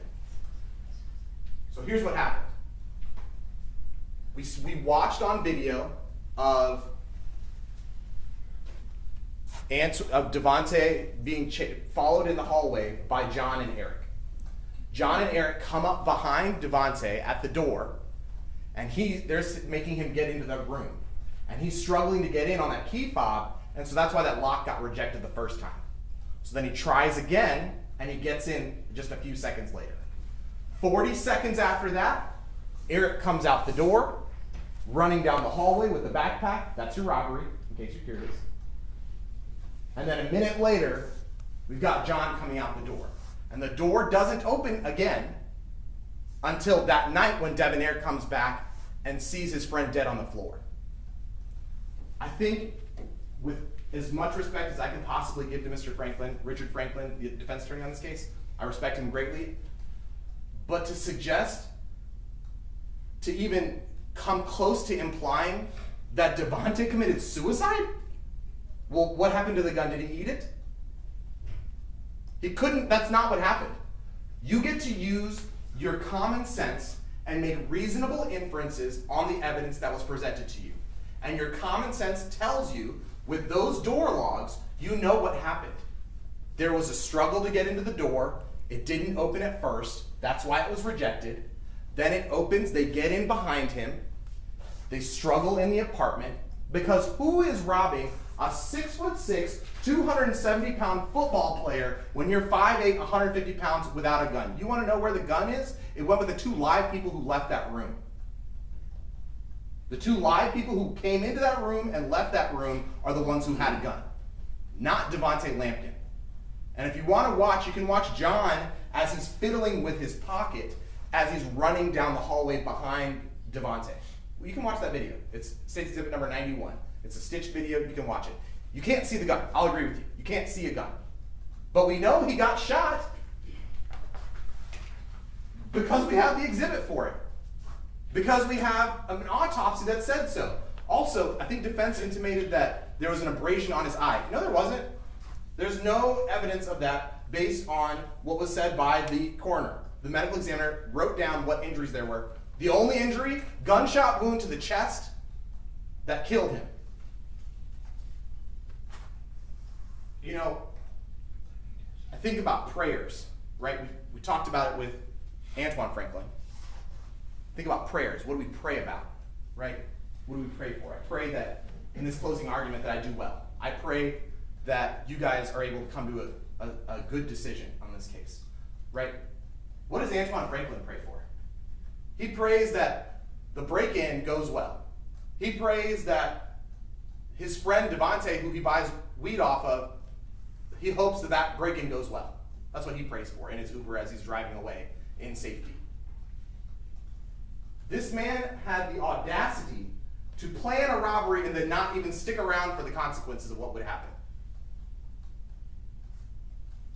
You know, the whole time, one thread that I've seen the whole time in this case, because remember, this is now May 5th, 2022. We're here December 12th, I believe, 2024. 2.5 years later, the one thing that has held true this whole time, Antwan's a liar. Antwan lied that day when he was saying this is going to be easy. Antwan lied that day when he said there was $20,000. Antwan lied that day when he talked to the police and said, oh, it was, you know, I didn't get my cut. I was hoping I would get my cut, and I just didn't get my cut, but I wasn't responsible for a robbery, though. I just wanted my cut. For what? Antwan lied in this courtroom to his own attorney when he was asking him, yeah, I told him to go up there and get drugs and money. And then later on said, oh, no, I didn't tell him about the drugs. It was just the money. That was another lie. Antwan lied when I was asking him questions. Antwan lied to y'all, most importantly. That's the one thread the whole time is Antwan Franklin is a liar.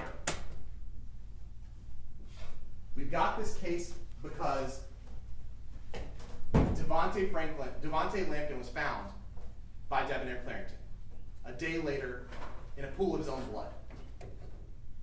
Because Antwan Franklin knew a robbery would happen, but I didn't get my cut. I hope and pray everything went okay. Oh, scary Erick. More lies. He was afraid of Erick, Garcia. Yeah, those text messages really show fear. I pointed out to you guys on purpose, right? Like I didn't know what their defense would be, but you know, you sort of, when you try these kinds of cases, you sort of come up with what would a possible defense be, right? He's going to say, oh, I didn't know he was going to die. It doesn't matter. It doesn't matter. Did you hear in the charge anywhere where it says I had to prove to you that there was a gun found or who used the gun? No, it wasn't there. The only thing I have to prove to you guys is intent to kill. I'm going to be really honest, just as upfront as I can be with y'all. The main thing that y'all are trying to figure out between the two things is whether it was felony murder or capital murder. I'm being real. That's what y'all have to figure out. I'm very confident it's capital murder. They're hoping that he gets found not guilty, obviously, right? But also, realistically, they're hoping that it's going to be felony murder as opposed to capital murder. Because remember what happens with capital murder. And we talked about it in voir dire, right? Automatic life. He wants anything but that. It's super obvious to me why Antwan would lie. And he kept doing it over and over again. Because he's scared. I agree he's scared. But it isn't of Erick. It's of y'all. He wasn't scared of Erick then. It's clear in these messages he's not scared. He could have gone, just be commonsensically. If you're scared of someone and someone's threatening you and they then say, hey, let's do this plan, are you going to say, nah, let's do my plan still? Who does that? Who would do that? That's ridiculous. If you're scared of someone because you owe them $1,200, oh, let me get to that. How do you owe $1,200 to a dude you sell drugs to? Erick buys weed off of him, right? And then he wanted to get more weed off Devontae, which is also a lie, because if that conversation had ever happened, he would have said, oh, it's Devontae, that dude you wanted to buy weed off of. Never said that. How do you owe money to the guy that you're selling drugs to? Why would you give him drugs if he owes you money? That doesn't make no sense. And he's setting up this robbery for Erick because he's scared of Erick? That's so silly. It's just so silly, the crazy thing that Antwan Franklin was trying to say to y'all. It's crazy.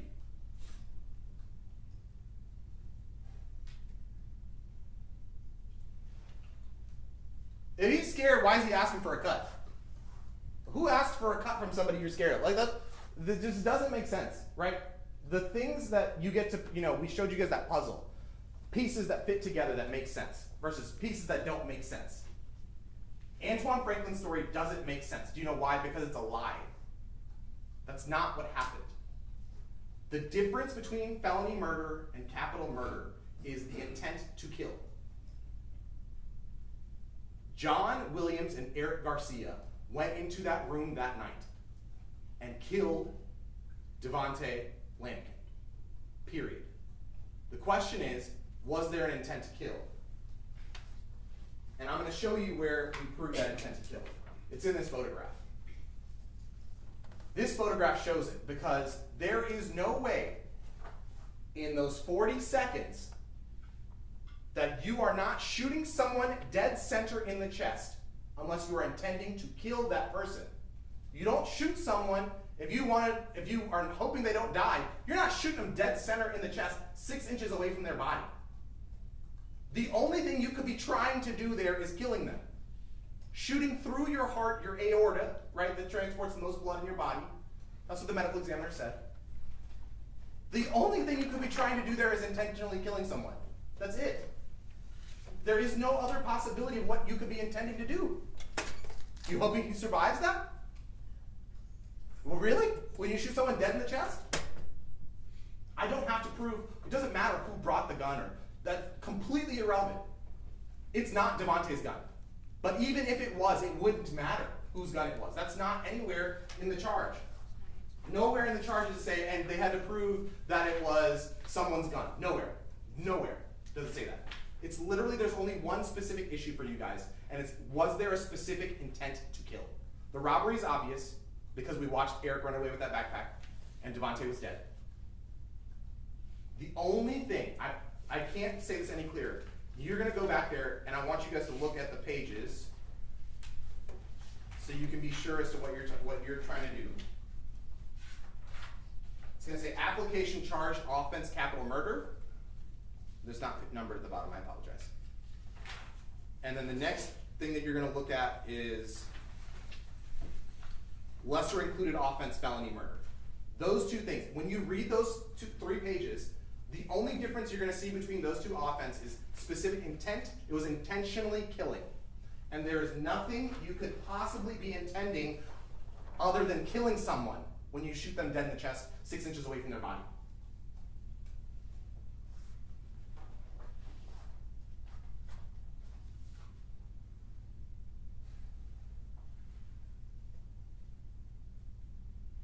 So why do we pray? Why do we pray when we're in situations? What situations is it that we're praying? We're scared, we're nervous, we don't want bad things to happen, we want good things to happen, right? That's when we pray. That's when we pray. This right here shows exactly how much concern Antwan Franklin had. Come get him. Come get him. It was really telling when Antwan and Erick were talking in these messages and then Antwan said in his message, my brother gonna get him. Y'all know what that means. My brother gonna get him. It doesn't mean, oh, he's gonna be walking away from this free and clear. That's not what that is. Antwan Franklin knew what he was doing. He was setting up, okay, let me cover one last thing. Ms. Mitchell covered in jury selection about what it is, when we talked about the imperfect victim, right? In terms of, does someone who deals drugs but gets murdered, does that person still deserve justice? That's what y'all are here to answer.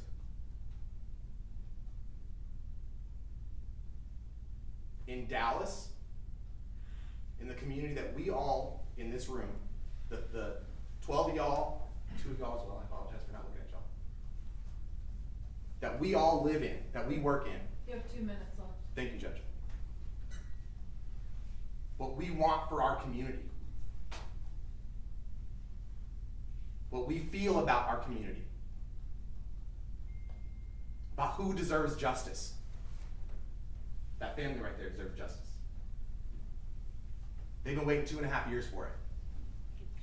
Find this man guilty of capital murder. They'll be waiting when you get back. All right, we will now go back and you can work and endeavor to reach a unanimous verdict. I would like to see Ms. Plumley and Plumley and Mr. Scherer, right? In the back. I'll meet you in the back. All right.